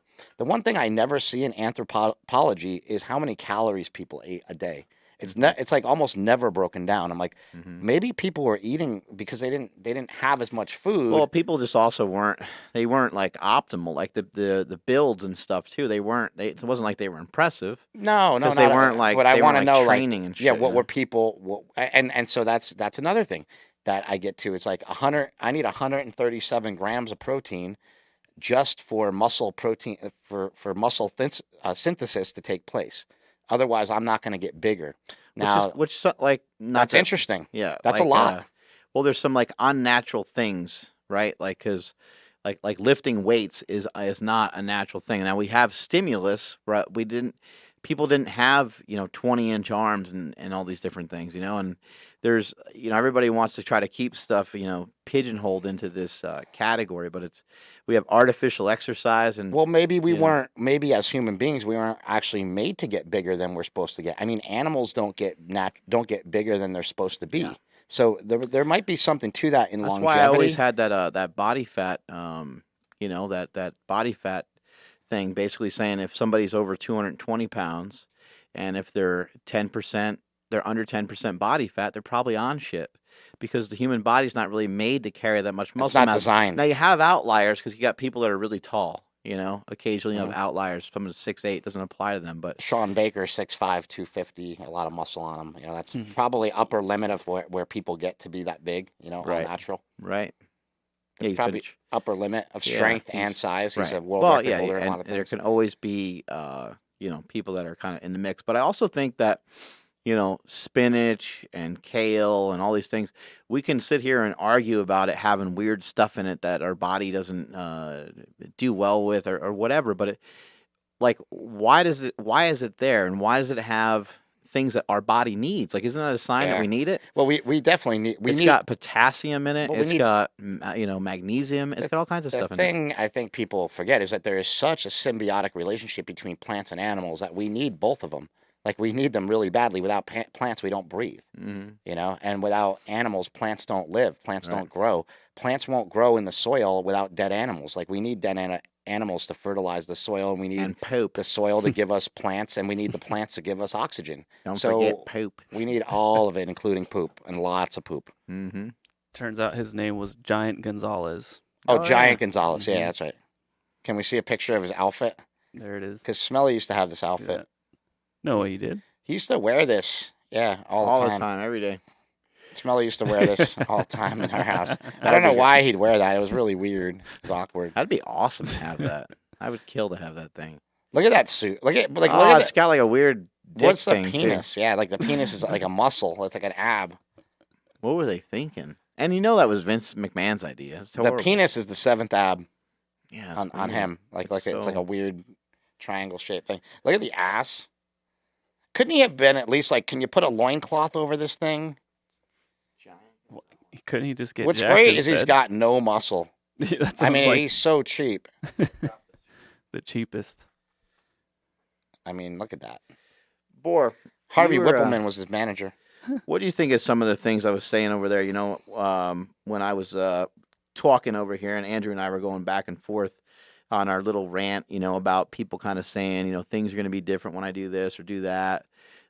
People talking about their goals and their goals not really matching up with the actions that they're taking and things like that. Yeah, I think I was guilty of a lot of that too. I think that a lot of times we think that we deserve things. We think that maybe things should be handed to us. We think that maybe we've done enough. Like, I've done 3 movies. Why doesn't somebody come and sign me? It's like, life doesn't work that way. I talked about that on Fighter and the Kid a little bit. They're like, hey, you've done some great things, and how come Netflix isn't paying you? How come they're not paying you? And it's like, they don't do that. Like, they didn't do that to you guys either. And who's they? Well, nobody came to Brian Callen and Brendan Schaub and said, we're going to give you guys a shot. Like, they made their own podcast. And so they're asking me, why doesn't Netflix come pay? I'm like, why don't they come and pay you guys? Like, it's a really interesting question, right? Because we do see people that do get those things. We'll see like a YouTube star sign a $10 million deal or something like that. But you're right, like saying, oh, it's going to be different when, or I'm going to try to do it like this guy, or I'm going to try to do it like that guy. It's like nobody ever follows the same path. That's the first thing that you need to realize. And the second thing you need to realize is you personally need to start. You need to work until you get there. That's the bottom line. That's all it is. Like Gary Vaynerchuk might have gotten there quicker than you, or better than you, or faster than you. He might have wrote a book to get there. You might have started a gym to get there. You know, there's different ways to get to where we want to get, but like until you're there, you can't stop and complain. You can't stop and be content. You can't stop and be complacent. You have to keep your feet moving. And that's what I've learned. Like I just finished A Leaf of Faith, and before we even finished A Leaf of Faith, we were filming the next movie, and I have 2 other scripted projects and a reality show that are up in the air right now, and projects with Kratom as well. So you have to have all your plates spinning all the time, and they always have to be moving, and you can't ever stop, because when you stop, then you're dead. You know, and I think before I went to rehab, there was a time there where I did stop, and I was content, and I was doing just the bare minimum to get by and survive, and I don't want to live my life that way anymore. You know, yeah, people need to take responsibility for, the things that they do. And I heard somebody say something the other day, like, I heard a couple different things. I listened to a lot of YouTube videos, but one guy in particular was just saying, like, the world just needs more leaders, and that's kind of what you and I are trying to do with this movie. We're trying to be like a material expert. Not that we're going to, like, draw up a fucking sketch of what a ketone looks as a molecule or whatever, anything like that. But we want to have enough knowledge so we can supply the public where they can make good, positive changes But see, I themselves. think that's the problem. I think that the people that are really into keto are so into it that they don't see the bigger picture. And the bigger picture is there's a lot of people out there that really need help, right? So there are a lot of people that are really into it and really intricate about it, and that's great. And we need those people. However, for you and I think our mission is bigger and broader, where like we need to get a broader message out to more people. And the way to do that is to cast a wider net, and the way to do that is be more inclusive on everything, and And you uh, have to, have yeah, it be for everybody. you have to help yourself, like with Greg. Greg's known us forever. We've known him forever. We've eaten with him a lot. He's, seen us eat at Mexican restaurants, and we don't eat the chips. He's seen us eat at all different kinds of places, even like a fast food restaurant. We just get the meat or whatever, whatever changes we made to try to follow the best possible diet for us. And, he would go the opposite, and he'd be like, I ain't doing that. Like, Yeah, I don't, How do you not eat exactly. the chips? I think he thought it was a, Well, now he just posted on Facebook the other day. I just woke up and realized I'm doing all this research on this new movie I'm doing with Chris Bell, and I just woke up this morning and realized I spent my whole life being fat, and now I'm pissed off because shit. I didn't need to go through all this torture. Hmm. I'm almost 50 years old. I didn't need to go through this pain, this excruciating.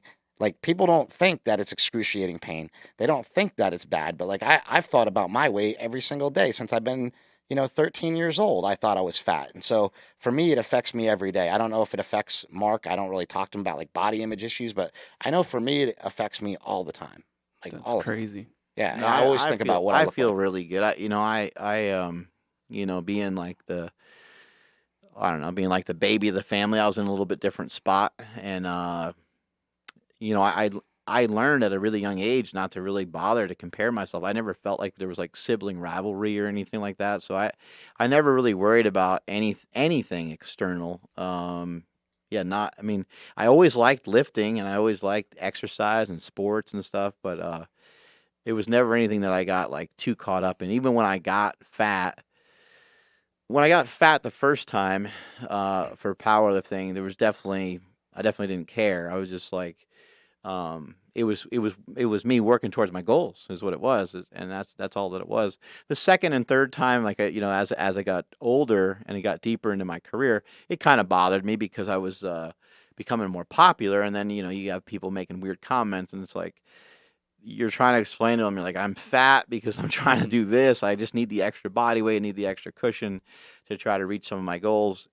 I tried the best I could, tried the hardest I could, and accomplished everything that I wanted to accomplish, except for benching that 600 pounds, which is just a thing that happened later in my career that I just should have stayed retired for probably because it wasn't anything that I really needed. It was just something that I wanted, you know. Yeah, and it's weird because like I actually thought for me that any sort of powerlifting was over with, but now I'm getting back into lifting, heavier and feeling good. And I don't know if that'll last forever.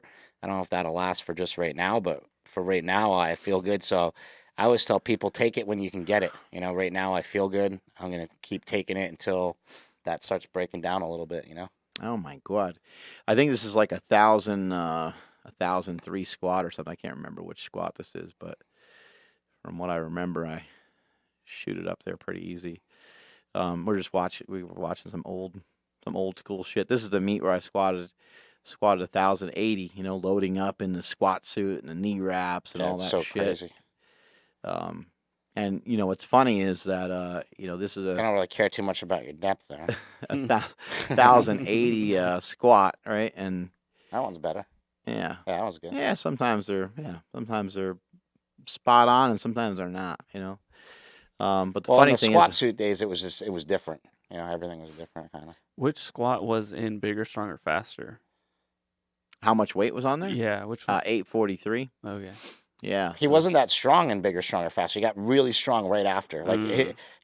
he was strong. He was really strong. He benched 705 and stuff, but he wasn't like full strength until quite a yeah. while It later. wasn't until later on. But yeah, Look at those elbow sleeves. I know they're Mhm. Somebody beauties, huh? else's, right? Yeah. Yeah.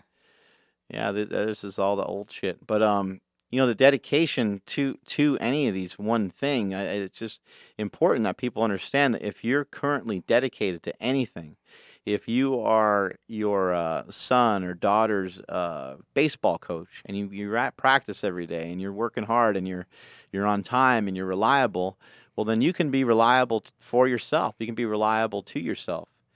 I think a lot of times, people are kind of waiting for somebody to help them or waiting for something, great to come along or something great to happen. And it's not going to really happen until you do it for yourself. Um, I heard somebody the other day basically say, if you could pick anybody in this room to be like sponsored by, who would it be? And the guy was like, the answer should be that yourself. Like you're going to carry yourself. You're going to handle yourself. You don't need, because whenever there's a financial exchange, now all of a sudden that guy for some reason's got like he's like one up on you, right? He's the leader. He's the boss. He's the whatever. But you should be able to take care of yourself. You should be able to handle yourself. You should be able to, when it comes to your nutrition, you should be able to fix it. When it comes to pain and different ailments, you should be able to work on figuring out ways of making whatever situation you're in, just making it better. Do you guys ever feel anxiety when like 4th of July is coming around? Because you're like, fuck, there's going to be all kinds of food. No, I would feel anxiety about like things like pool. Like somebody would be like, "Yeah, we're having this pool party," and I'd be like, "Well, fuck! I've lifted weights my entire life, and I can't even go to a pool party and take my shirt off because I look like shit. I look like a big fat slob because that's because I don't know how to eat right, and so that's the stuff that I would shy away from. I'd say like, yeah, I'm not gonna go to that stupid thing, but it's because I don't want to go That shit's and lame. stand at a pool party with my shirt on. I don't want to jump in the pool with a bunch of girls around with my shirt on because I'm too fat. You know what I mean? So You should have to went with your me, shorts off. up until like I know, That's up how you until get like it. this year, I'm still not even comfortable with it. I still feel really weird. Like, I still got all this fat to get rid of, and I still want my arms to be bigger. So I have these issues that I'm sure eventually you get over them, and you're just like, whatever. Like I feel way better now. I'm not embarrassed to take my shirt off Yeah. at least. But I still feel like somebody's gonna slip one in there. Somebody's gonna say something. You're just waiting.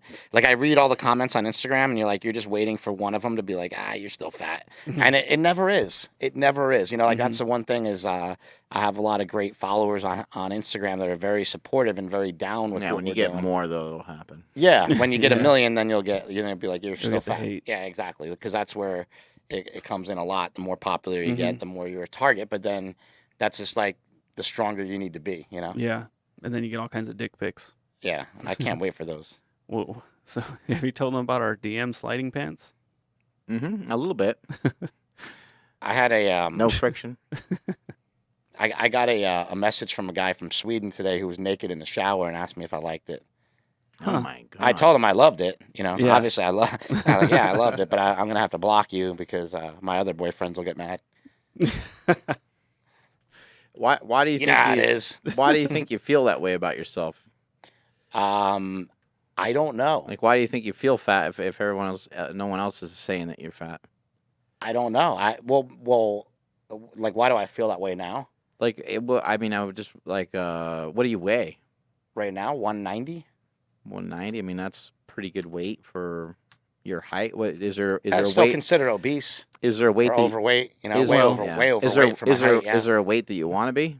yeah, about 170, 165, 170. You know, around there. I think. You know, I think that it's healthy.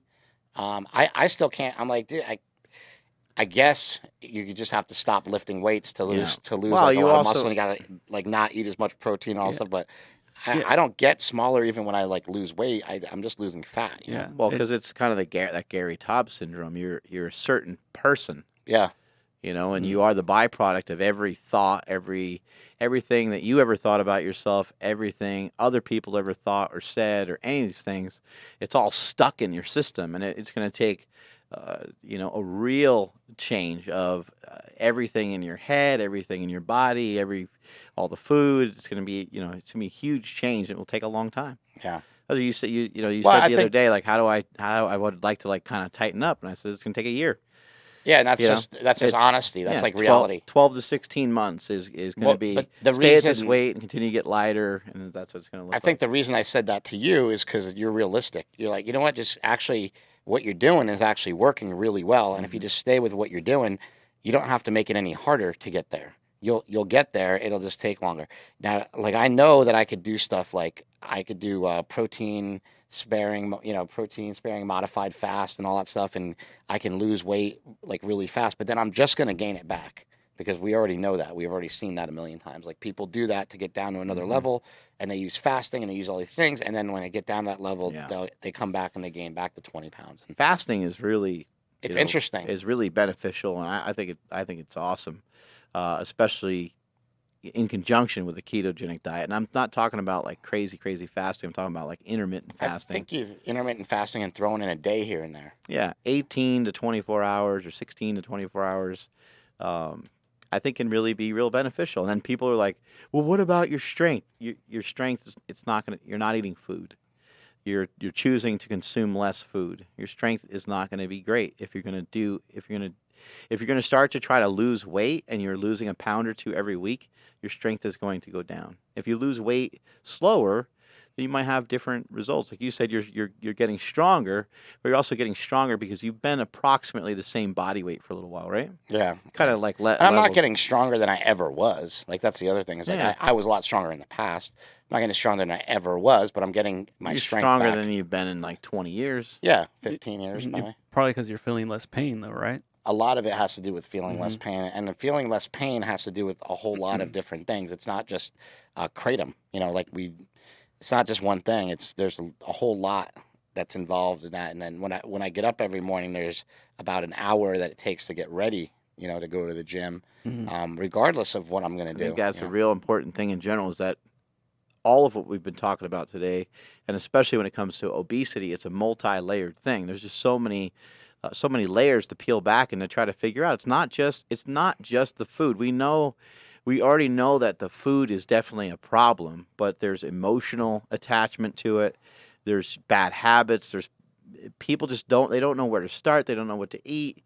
They don't know what to do. There's a lot more attached to it than it just being a problem of consuming too much food. It's the wrong foods, at the wrong times, and people yo-yo dieting. I mean, there's so many different ways that people can get fat. There's some people just get fat because they get drunk on the weekend because Mhm. they fucking eat too much. Mhm. You know, on the they just do it every weekend, but during the week they eat good and they train. You Yeah. said the other day that you trained almost every day and you were like 30% body fat. I train almost every day, and I tried to eat low carb, and so for the most part, for the past 20 years, I did eat low carb. Mhm. I did eat some sort of keto, but it was like I would cheat a lot. I wasn't strict, and Hey, you and Mad Dog would do that. You guys had that kind of cycle of like Monday morning would come around and you would hit the cardio up hard and eat less and it's alcoholic behavior though with food. And yeah. that's what that is. That's alcoholic and drug addict behavior. So it makes sense that Mad Dog and I both had a drug and alcohol problem. It's like, you'll hide stuff, you'll you won't tell people like that you ate this or that because you're supposed to be healthy. DJ Webb, You know, and you Yeah. start hiding shit. you know? pizza. Yeah. One of our guys, DJ. Oh, I know DJ. Yeah. Oh yeah. So he ordered a pizza, but he had the delivery driver turn his lights off and meet him outside, so his wife wouldn't find out that he was eating pizza because they were both dieting together. I did that in the beginning of our keto diet where I told Lauren, I said, you know what, I got to get up real early tomorrow. And so I'm going to go put gas in the car now Yeah. and whatever. And I left and I went to the store and I bought it was when I first started keto, I bought 2 packages of Starburst. Mm. And I just killed them in the car. And Starburst, you got to unwrap them all, each one. And they were like the sweet and pretty sour bad. ones. And they were. It was like the most amazing thing ever. As I sat in my car eating these sweet and sour Starburst, and I'm being so fat. But then, as soon as I went back inside, I had to tell Lauren. I'm like, you know You felt what? guilty. Yeah. And I'm like, this is so fat. And then she got mad at me. Yeah. And then I said, but you know what? I felt so bad doing it that I'll never do it again. Yeah. And that was like the first week that I started keto about Wow. 2 years ago. And so I never did do that again. I'm sure I had candy since then, but not in that kind of way. Mhm. Like that kind of way is bad. Like when you're doing something secretively and you're hiding it from your significant other because you don't want them to find out you're cheating on the diet. Yeah. bad. You're saying that you will want to get down to like somewhere like 10% body fat. I'd like to. You know, Yeah. I think people throw that number around way too much, though. I think what most people are talking about is actually around 15%. Right. Right. So maybe I only need to lose like a couple percent. 10% on a DEXA scan would be or 15% would be probably closer to what you're talking about on a DEXA scan. Yeah. Yeah, if that comes with like let's say you got to lose 10% body fat, if that comes with losing 10% in strength, are you okay with that? Oh yeah, I don't really care about strength at all anymore. I like strength. It seems to be fun, you know. But I don't care about it anymore like I used to. I'm not really trying to win any competition. So Well, like for today, like we just lifted, and yesterday we just lifted. Like the weight always matters. You always want to have weight on the bar, but also we were just lifting and we're just having fun with it too. And you're going to be a little competitive, and you want to try to stick it not to everybody else necessarily, but to yourself because you want to have a good workout. You want to train hard and feel good that you put in a good strong effort. But like when we squatted today, there wasn't really like this real specific plan laid out. It was like, let's just put plates on there. And then when it feels heavy, let's just do it a few times for reps. And then let's do that for a couple sets. And then we'll move on to the next thing. yeah, and the goal today was just to, I haven't lifted with Mark in a long time. So the goal was just to like kind of try to keep up and not be such a pansy, like not say, I can't do this. And I can't do this because that's what I was doing a lot. And I wasn't getting results that way. And when I started getting results is when I started listening to Mark and saying, okay, maybe you can do it. Maybe you should take that encouragement and use it in a positive way. And you can do these things. Stop saying that you can't. Just do it less weight. Do it lighter. Do less reps. Make it easier. Move your stance in. Move your shoulder in. Let's just put it this plates way. out. Every single person that comes to this gym can do any and everything that I can do. Just fine. They can do every movement that I can do. They can use and then some. And there's people more athletic and stronger. And but even at my strongest, everyone can perform a sumo deadlift. Everybody has the ability to perform a conventional deadlift, a bicep curl, a rack pull. We all have these abilities to continue to work on being better. And when you throw that obstacle up of I don't know, man, like this hurts my elbow or this hurts my shoulder, there's always an alternative. There's always, you don't want to just push through stuff just because you want to push through it, but sometimes you kind of have to. And you just got to, the I can'ts, they need to turn into, you can kind of change your tone a little bit, say I'm having trouble doing that for now, I'm going to choose to do something else. And you have to take ownership of it. And you have to not let the workout own you. They say the same thing about business. You have to own, like, sometimes I own Slingshot and sometimes Slingshot owns my ass, It's just the way it is. You got to take responsibility for these things so they don't hurt you and they don't damage you. Yeah, it was funny. You guys were doing incline presses. And you had Oh my. you had like 185 on there. And Chris Brutal. was like, oh, I can't do that. He's like, I can't do that. And then Mark you said, that's not what I asked you. Yeah, like Yeah. Yeah. I can't. I'll get killed doing that. Yeah, Yeah, that but was tough. that's how you realize like you go Yeah, like, he's well, like, don't say I can't lift that weight, he said.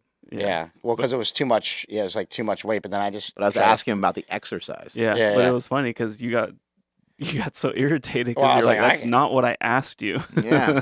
He said, "Are you lifting?" And I said, "I can't lift that much. I can't do that much." Yeah. And he's like, "That's not what I asked you." Yeah. And then I was like, "Okay, just shut up and lift. Just put And on you lighter weight." did everything that he did. Yeah, we did Yeah. everything. And then It even was when we got awesome. to a point where I couldn't do chest flies because I have a torn rotator cuff, so we go to do chest flies, and he's like, "Well, look, just put the dumbbells together and press them." Press them together. Charles Glass showed us this. Remember this movement? That doesn't hurt your shoulder. And it's not the same movement. It's not giving you the same exact, movement, but it's close enough and it's fine. Mm-hmm. It doesn't hurt. So it's more optimal. Yeah, you guys were beating each other up yesterday. Oh man, it was brutal. Yeah, people just need to, not really change their mind, but they need to work on changing their mindset. We talked about changing their environment. The environment can be physical, it could be emotional, but it also is just the language that you have in your own head, the arrangement of your day. Remember, we talked earlier about getting stuck. Trying to get stuck. Don't get stuck in too many. Don't get stuck in too many things that are pulling you away from the things that you want to do, because they're taking away. That when you're distracted, it's taking away from other things that you're supposed to be doing, and that's gonna not make you feel good because it's not going to give you the results that you want. And something I have here in my notes for today, which I think is pretty cool. It's your mental environment, it's your emotional environment. You want to trade like going to a bar on a Friday night for a squat bar or a deadlift bar. Trade a bad habit for a good one. Yeah. Trade an audiobook. Listen to an audiobook instead of going on Facebook. There's a lot of things that you can do. You can engage in meditation. You can use that time real wisely, or you can sit in a sauna or go in a hot tub, and you can figure out, how am I going to fucking recover from the different things that I did for today so that I can be really productive the next day, because it's day in and day out. Even in terms of just the lifting we did yesterday. Smokey's like, "Oh, are we doing arms too?" I'm like, "Nope." He's like, "When are we doing arms?" I'm like, So the thing "Tomorrow or the next day. It doesn't matter. Broke We're his not doing it heart. now." Yeah. I have something to share with everybody because I do this all the time. I think it's important. I think that it's really important to just take some time. I do this every night as I go through my phone and I look for some podcasts, audiobooks, and I queue up things. Could be Netflix, it could be YouTube, it could be anything, but like queue up some things to listen to or to watch the next day, like that you want to learn about, and like put them in your queues and put them to listen to, because that's how I basically have listened to every keto audiobook, every keto podcast, because I wanted to learn a lot about the subject matter. And it's the easiest and best way to learn, just while you're doing other stuff. So while I'm doing all these walks and doing all this walking and cardio and stuff, like I don't do a lot of cardio. I just walk, and I just walk at a normal rate. I don't go any faster. I walk about an hour a day, and I always have something to listen to that's always educating me, and I feel like I can always find time to walk around my neighborhood and listen to something that's important. Yeah, I do that when I get in the car. Yeah. It might be Car, something. it could be the car too. It depends on if you have to drive. Yeah, have traffic. it might be something that I only listen to for a few minutes. It might be something I listen to 20 times. But just because you listen to it a bunch doesn't mean that there's still a lot of great information in there. You might have missed something, or it might re-spark something that you were thinking about at some other time. So I do a lot of that as well. And I don't listen to a lot of podcasts, but I just search for all kinds of different shit on YouTube. A lot of times what I find is, like, for example, Gary Taubes. He's a great example. He's got a podcast with Rogan. It's like 3 hours and it's awesome. But then when you really want to dive into the works of Gary Taubes, who's one of the best guys in this sort of space of nutrition, then you listen to his audiobooks, which are really, they take 10 hours to listen to, or 12 hours to listen to. And that's the way I get excited, or I get fired up on somebody by, like, maybe listen. I hear him on Rogan, or I hear him on some other podcast, and then I'll go buy their book and then, listen to that. And that's how I get my education, really. And I sort of re-educated myself about food in the past 2 years. I knew nothing about it really when we started. I thought I did. No, I still don't really know a whole lot, Yeah. compared well, to. it's ever evolving, and there's not really a lot of facts, right? You can't really just say, "Hey, man, you need to eat red meat." You Oh yeah, can't really you have just no say idea. it. You can probably say like if you were just to eat red meat, that you would that most people would probably lose weight, but there's no guarantee that that person doesn't have some sort of weird pre-existing condition that doesn't mesh with red meat, right? But in general, it would help. But yeah, it's hard to like just whip out like a fact. Yeah, part of this is just interesting trying to figure it out. Like Right. I think that's where a lot of us have fun with it. It's like everybody's kind of trying to still figure it out, right? It's trying to find that, is there a magical thing? And it's like I would find out there probably will never be a magical thing or a magical diet that works for everybody. The key is, what do you eat, and where do you start? And you start with just trying to cut out junk, and you know the junk food that you're eating. Every society has the same So problem with the a junk lot food. of people say, like Gary Taubes and some other people, they're like, you know, some people will say we're fat because of the food pyramid. That's not necessarily what Gary Taubes says. We're not fat because of the fucking food pyramid. We're fat because we make really poor decisions and we eat way too much really calorically dense foods. I mentioned earlier that I'm not a fan of calories, but it doesn't mean that they don't exist. They are still an issue. People are over consuming carbohydrates because the fuckers taste so good, and that's a huge problem. But Gary Taubes and some of these other people, they're going to be like, the real problem was when we went low fat. That ain't the problem. Who the fuck went low fat? Well, Nobody. the entire country did in like They 1980. well, they didn't. They didn't go low fat because the entire country ate like shit then. And they still eat like shit. They didn't follow the plan. They didn't follow. If people are, people were discovering that they thought fat was negative for heart health, right? And so they thought that that was the problem. That wasn't necessarily the problem, right? But they got rid of fat. People that eat a healthy diet that has carbohydrates, has minimal amounts of fat, and has a good amount of protein, a lot of those people are going to be very, very healthy, even when they eat kind of a lot of carbohydrates, especially if they're moving. The problem is people stop moving and people ate like shit. And the carbohydrate stuff, there's not even a good source of carbohydrates. You know that you can't eat fucking Snackwell's, whatever, reduced fat. And everyone's like, oh, well, they took this stuff and they reduced the fat, but then they put more sugar Yeah, in so it. you're telling me that like regular Oreo cookies, they have more fat in them than Snackwells. So is that the problem? Is that we replaced problem Oreos is with that people Snackwells? don't. That's not the problem. The problem is that people bought Snackwells on one day and Oreo cookies the next. That's the problem. Yeah. People Well, people the other problem too are is still that just eat. They have really poor fucking habits. well the interesting thing is that when you take something like a Snackwell that shoots your insulin levels up through the Right. roof and has no fat to like sort of slow it down, it's going to shoot your insulin levels up through the roof. So when you eat your dinner, your turkey and your mashed potatoes and this and that, a lot of that stuff is going to end up getting stored as fat because you ate some Snackwells with it that shot your insulin levels up and stored it as fat. Whereas like if you skip the Snackwells, you're not going to have as much of that problem. There shouldn't be any snacks. There Yeah. shouldn't be any Well, desserts. that's the problem. Yeah. Your the 80-20 rule of like, trying to eat, fruits and vegetables and meat has been around for, it's been not the 80-20 rule, but like eating fruits, vegetables, and meat has been around forever. Been around for like people know they know that. The government may have swayed things certain ways, and they may have flooded our grocery stores with a lot of junk. I think 80% of the stuff in a grocery store has refined sugar in it. 80%, that's a lot. And we've known for But about that doesn't mean there's not healthy choices there. no, There are. we've known for 20 plus years. You and I have actually known for over 20 years. We've known this fact that if you go to a store and you walk around the perimeter of the Yeah, store, you shop around the outside. you don't shop in any of the center aisles. There's almost no way. And they picked up on that because they try to put some junk Oh out yeah, there. yeah. No, well now Whole Foods they have one whole aisle where their hot food is. That's the garbage section of the entire store is the hot The hot food at Whole Foods is one of the most unhealthy sections in any store. People think when they go to like Trader Joe's or they No, go it's to, all fake healthy. It's fake healthy, the whole Yeah. thing, a the lot whole of place. What Yeah. about corn? Well, what corn, about it? corn it- today, corn tomorrow. Yeah, It's a isn't it? It's like terrible plant. it's like in everything.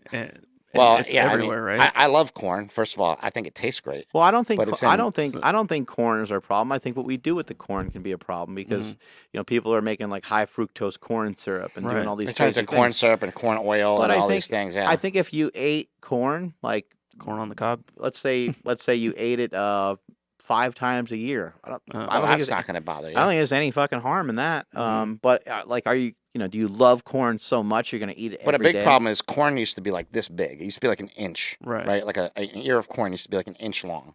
Now it's at least a foot. So that's a huge problem, right? Like that's corn didn't used to be. There's like those little That's tiny corn things that you see them in like Chinese food. Yeah. That's what corn used to actually look like, right? And Yeah, so that's with everything though, right? Nothing. yeah. Oh, it's with almost everything. Yeah. is- I mean, strawberries are like almost the size of a small apple now, and then Mm-hmm. an apple is the size of a grapefruit. Like it's crazy how things have grown. And the other day I went to Whole Foods and I bought like fruit, and I cut it open. There's no juice in it, and that's because we're not regenerating the soil like we used to. We don't have soil with the proper nutrients in it. Our fruit is losing the nutrients. All the fruits have less vitamins and they're less nutritious than they used to be. And Yeah. a lot of that stuff is crazy. When I was watching that sugar movie documentary, which I thought was pretty good, yeah. executed really well. I thought they did some really cool stuff great. that was unique and different.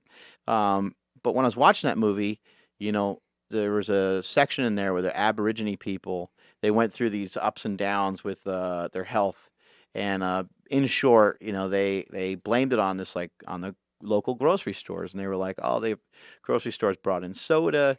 Then the community decided, hey, we're gonna safeguard ourselves. We're gonna like defat ourselves, fat safe ourselves, right? And we're going to get rid of they got rid of alcohol, and they got rid of like sodas and things like that. And so they made some really good decisions. But what I thought was interesting is when the woman was talking about anyway, they're back to being screwed again because they lost the funding for some of that, and now a lot of the sugars come back in. The woman was like, the stores, she was like, the stores, they have all this food. It's not the store's fault No, that the you're store's- fat. The store's only going to sell what sells. And right, like, so if we have milk, and we got all these things that are just they're not, like, milk tastes good, but it doesn't have the pop that Coca-Cola does, right? People are going to tend to buy the Coca-Cola more.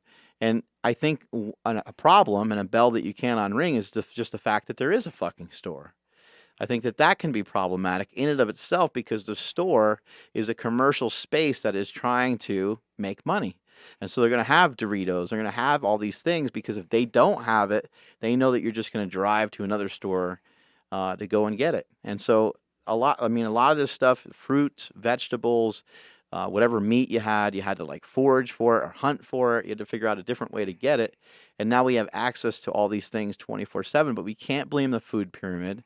We can't blame anything the government has done because the government, where else is the government really impacting me or hurting me? Or you? Yeah. Well, I mean, Some people will be up in arms about certain things, about certain gun laws or what, it's the same thing that's happening in our schools. well, look, People getting shot. why does the government give us recommendations? They give it to us to try to help us, right? They haven't been great. Yeah. They haven't been great, but they also haven't been Yeah. I'll give you a good example. Jimmy Moore, he's a huge, Conspiracy voice. theory. Well, he's a voice in the keto world, Yeah. but he says, he gets on his podcast. He's like, I ate everything that they told me to eat, and I weighed 420 pounds, and I ate just according to the food pyramid. Impossible. Then he talks about drinking like gallons of soda. Like when he talks about what he used to eat, it's the most disgusting, horrifying thing you've ever heard from a human being that they used to eat. And he makes a claim in the beginning of his book that he went to speak in front of Congress about how he was screwed by the food pyramid and that's why he was overweight. Right. And I think that's just so disingenuous and such bullshit because it's just not true. It's like, no, you were 420 pounds because you ate like 5,000 calories a day. There's nowhere on the food pyramid that does it have a 5,000 calorie a day thing to eat. Now, some people, like Greg's a good example. He was overweight. He was eating bad foods, but he wasn't really eating a lot. So he got up to like 300 pounds, which is a lot of weight to Mhm. get like, he gained a lot of weight. And most of the things he was eating were normal. Like Right. he ate like a normal breakfast, lunch, and dinner every day, but he ate Doritos and he ate soda, had soda a lot and stuff like that. And that's what really blew him up. And I Yeah. think that, I think some of this too is like people are just full of shit. I think they know. Like they know. They know that they're fat. And they know that they need to do something about it. And I do not personally believe that people don't know. scapegoats are easy. It's easy to I say, you know what, I'm going to blame it on It's this. easy to give up. It's easier to give up. It's easier to be sad. It's Well, easier that's to why be people say, when I get this, it's going to be different. They right. know that they're probably never going to get that either. They're never going to Right. get that new car. They're never going to get that raise. They're never going to Because get that new almost house. everybody that has been excessively fat has lost weight before. So they know, they kind of know in general, like, some things to do. They know to eat less and to move around more, right? Which is what we hear all the time. But Gary Taubes talks about how dangerous that is, because that can be really difficult, because somebody who's obese or somebody who's overweight, it's really just too fucking hard for them to execute on. Once you actually move more, you Right. eat more. That's just a fact. Yeah. And that's a fact that we can't get around. And exercise isn't that real. It's not that important for weight loss. It's very important for keeping weight off. So it's very important for people to maintain their physique. But I think what's really important is building muscle. Like, we talk about that all the time. And that's something that's not brought up in like any of these nutrition books or any of Do these you keto books. do you Not one of think them do you talks think about that building muscle. do you think that other than like some weird tricks that you and I know, do you think that if you held up, a chicken breast versus a burrito, that people would think the burrito's more healthy? Like, do you think people are that clueless? No. If you had a I think picture of ice cream versus an apple. yeah, right. People know. Which People one of know. these is bad? Yeah, fruits, vegetables, and meats. Well, that's something that we talked about maybe even doing in the movie. We go show those things to, like, let's even break it down further. Let's show it to 100 kids. and then every once in a while a dick pic slips in. Yeah. Oh, sorry, kids. Yeah. I don't know how that got tossed in there. That must have been my brother's. Yeah. Sorry about having my I think junk if out. you showed kids a dick pic and asked them what's bad for you, Yeah. that's You don't think it would go over well? I think we might get in trouble. Yeah. The fucking FDA, they got all kinds of rules. We could fake So many rules. we could fake it. Yeah. That'd be funny. But I think that, even just thinking of like Quinn, when I did a video a long time ago, and I said, I'm talking about nutrition, and she's popping in there and she's like answering questions on an old Power Project video. And I was like, I'm trying to teach people about being healthy. And I was like, well, because she wouldn't stop. She wanted the attention. And I was like, well, what do you think people should do? She's like, I think people should run really fast. And I was like, oh, okay, cool. I was like, what else? She's like, I don't know. Don't eat a lot of sugar. Like, don't eat a lot of junk. Like, she says all this stuff. She's like 4 years old Wow. in the video. And then she mentioned something about eating, like, I forget, like fruit or something. She mentioned something. But remember the other night when we ate, the plate of food that she had. Mhm. She had like 4 ounces or 5 ounces of chicken breast With some fruit, right? And with some vegetables. fruit and vegetables. That was her dinner. Yeah. Damn. There was no like. She does it a lot. She's aware. And as we start to wrap some of this up, I think the ultimate goal would be for people to not really have to be on a diet. I think you and I gained weight. Somebody like Greg fell into a massive pitfall. There's all these traps out there of convenient foods that taste really fucking good. But if we can figure out ways of educating people, we just talked about how we feel like people do kind of know, but they don't want to know. They just want to keep living their life and have it be simple and enjoy the food because they hate their fucking job and their wife and everything else.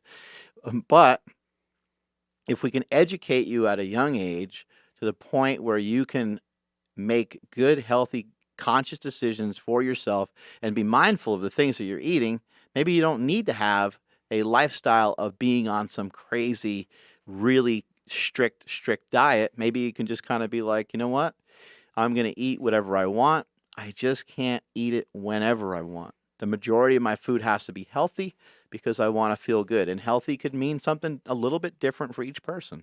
Yeah, and also like when people need to realize we all start at a different place too. So for people like Greg, he's starting kind of, at 50 years old or 49 years old or 48, whatever he's at a disadvantage a little bit to a lot of other people who started way younger, right? So the younger you start, the better.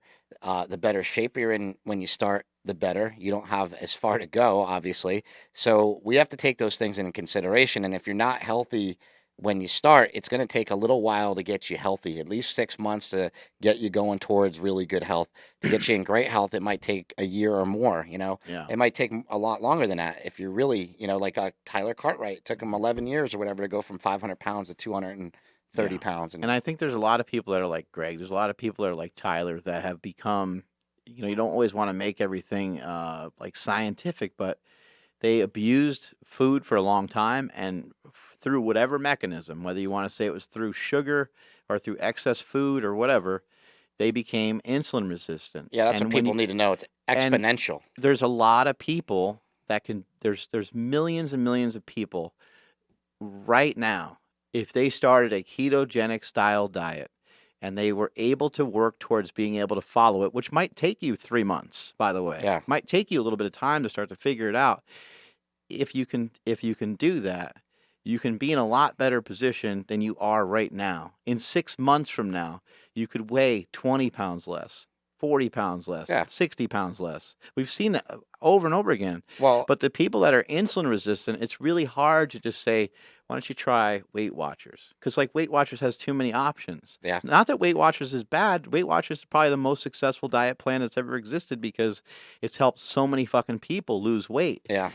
But it has too many options in there, and so many of those people, as soon as they discontinue going to the meetings and some of the help and reinforcement, they gain the weight back because they never really learned what to Well, do. you'll hear people go, eggs are 0 points now, and they have no idea what that means or what that is. They're not Eggs are associated. like 1,000 points on like a real diet. Like eggs are awesome, right? Like you should be encouraging people to have eggs, not like eggs are a throwaway food. Eat as many of them as you want, and blah. It's a weird diet, and I think that it doesn't teach you about food, and it doesn't teach you a good relationship with food at all. It teaches you to associate food with points, with numbers.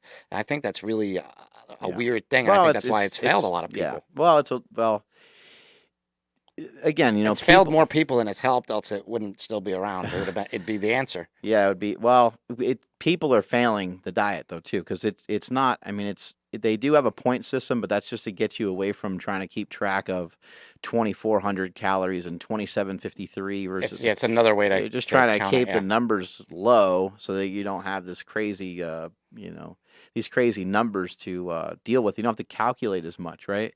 But if it fits your macros and some of those other diets, flexible dieting, they're actually not too much different than a. I think the thing about Weight Watchers that's a good thing is the fact that they have meetings. I think that like if we had keto meetings here at the gym, and we'd probably have a bunch of people show up, and it'd be actually good to sit there and talk about nutrition with a bunch of people. Like that's an interesting part of Weight Yeah. Watchers. I think the support group from being somebody that's gone to rehab, I know that really helps a lot. Right. A Yeah, lot of people. People definitely do need help. They need a support group. But as I was mentioning, the insulin resistance thing, when somebody abuses food for a long time, they become really heavy. In my opinion, a ketogenic diet is probably the place to start because it can train you and it can give you discipline and you can learn a lot as you go through it. And you should be reading books like The War on Carbs, like Rob Wolf's Get Wired, and you should be looking at Wired to Eat. Yeah. And you should be looking at Mark Sisson's book.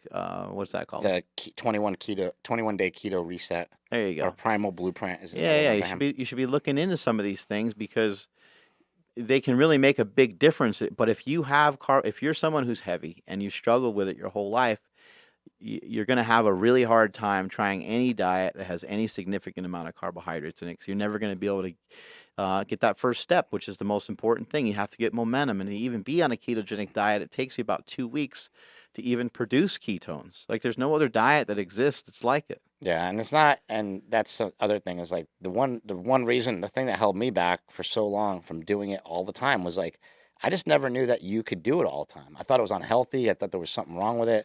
Once I found out, like, wait, you can live in ketosis like for the rest of your life, and you'd actually be really well off. There's a lot of great benefits to it. I had no idea, and so when I figured that stuff out, that's when I decided to like stay on it more long term. There's a lot of good other options out there too. You can look into like Rob Wolf's paleo solution. There's another diet called Whole30. There's diets that have other options. It's just that from what we've seen, most people that are heavy, they have a really hard time with the carbohydrates. And if you allow them to have any, as we've seen when America tried to have a low fat craze, it just forced people to go off the deep end even more and made people fatter. It wasn't necessarily the low fat foods, but the low fat foods kind of sparked some of that because you were taking away something that people love. Yeah. Stuff like that Whole30 diet, a lot of these diets have really good rules. Like Whole30 is like, hey, if you really want to lose weight, stay away from sugar alcohols and and I would say the same exact thing. Mhm. If you really want to drop your weight as much as you can, stay away from almost everything, Right. except for protein and what's fat. like a desired amount of days that somebody would have to be, let's just say like 80% strict? Like how many days do you think someone has to be 80% strict? That's heavy. To get into ketosis? No, Or- just to lose some weight. Just to lose 3 pounds or 2 pounds or 5 pounds. Like not Oh, like a couple days, because you start losing weight right away. right. A lot of that'll be water weight in the beginning. When you first started this diet, like you seem more determined now, but when you first started this diet, you had like, and I'm the same, but you had like spurts, right? Where there would be 4 days of doing really good, a day or half day off, right? There'd be 20 days of doing really good, a break because you have like Quest bars and popcorn or like whatever the fuck it is you do. You go off it a little bit, right? It was But- always that. And in trying this diet, my hardest thing has been like, well, we've been making. What my point is that still works. Yeah. Like that's important for people to understand. If you can make it 10 days, 12 days, 20 days, the longer that you make it, kind of the better. But you have to just, it can't be 1 day, it can't be 2 days. It's got to be like 5, 7. But hopefully you can have those days end up being longer over a period of time, because back to what we talked about earlier, you're building willpower, you're building strength, you're building determination, and you're becoming more and more dedicated to the diet all the time. And instead of, rummaging through your cabinet in the middle of the night, if you're dying for something, you just fucking fry up an omelet. I'm also realizing, like what you said, is like you have these spurts and you go back and forth, and then like sometimes you revert back to things. Like, so I've told people, like, oh yeah, you'll spin out of control. I've told people both sides. I said, you know what? You should drink bulletproof coffee all day long and maybe eat one meal. Right? I've told people that, like that, because that's worked for me. But then I'm like, you know what? There's no nutrients in bulletproof coffee. Don't drink bulletproof coffee anymore. And then I didn't drink it for a long time. And then I went back to like, you know what? I actually like bulletproof coffee. So how about let's be smart about it? Let's drink a bulletproof coffee whenever I feel like having one, but not all the time, and not none of the time. Just whenever I feel like let's be reasonable about it. And that's what happens to me, like on a lot of things, like with sugar alcohols, it'll be like, don't have any, then you can have a little bit. And then now it's like, okay, let's be reasonable about it. Let's just have things every once in a while that are going to be a little bit off the diet. But like you said, being 80% strict is not that hard. Yeah. Like And it's really not that hard to be 80% strict. So is 80% the reasonable number? Meaning Not for every not for 10 ke- days?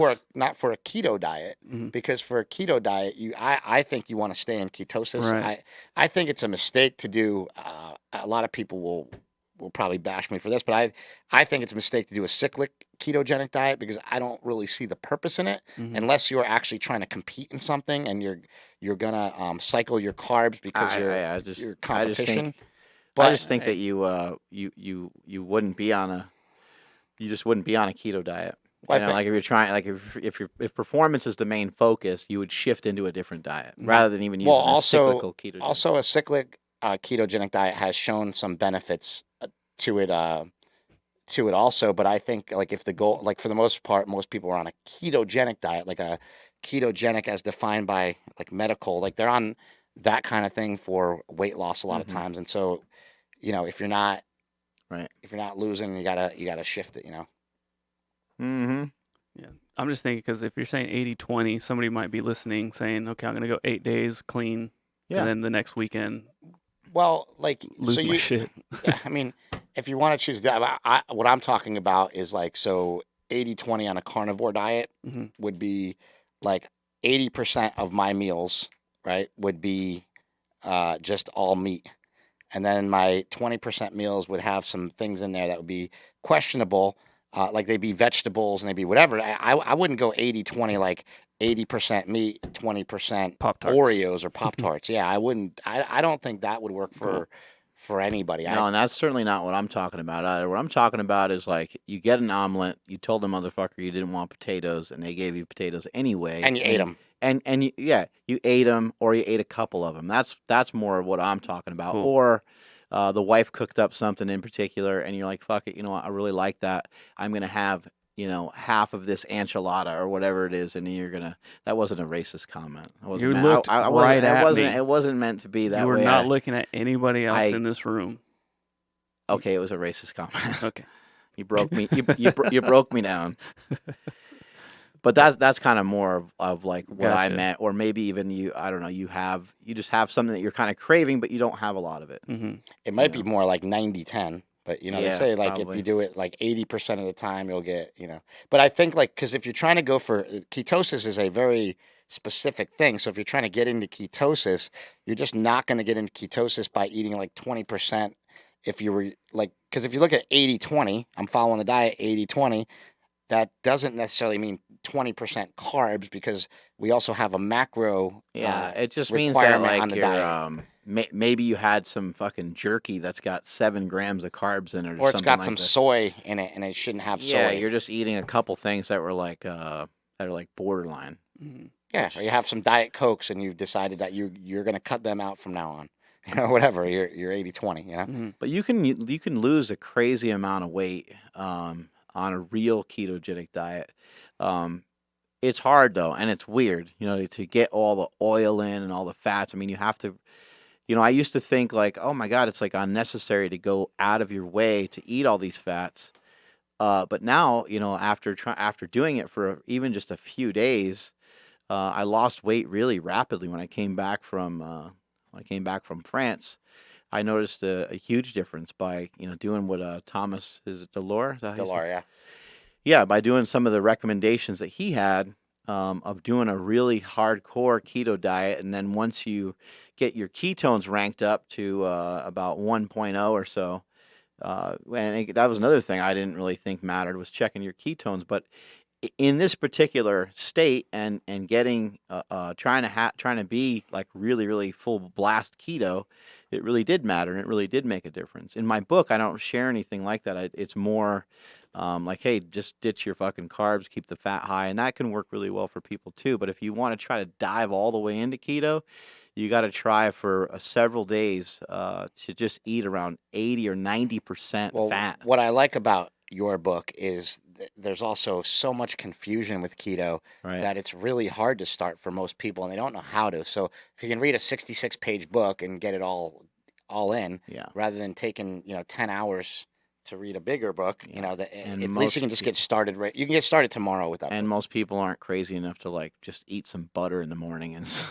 and some fucking coconut oil. Yeah, but the easiest way to start a keto diet is steak and eggs. Just eat steak and eggs every meal until you're sick of it and want to do some reading. Yeah. But if you eat steak and eggs every single meal, like a piece, a couple ounces of steak and maybe 2 eggs, and you eat that every meal for the next month, right? Mm-hmm.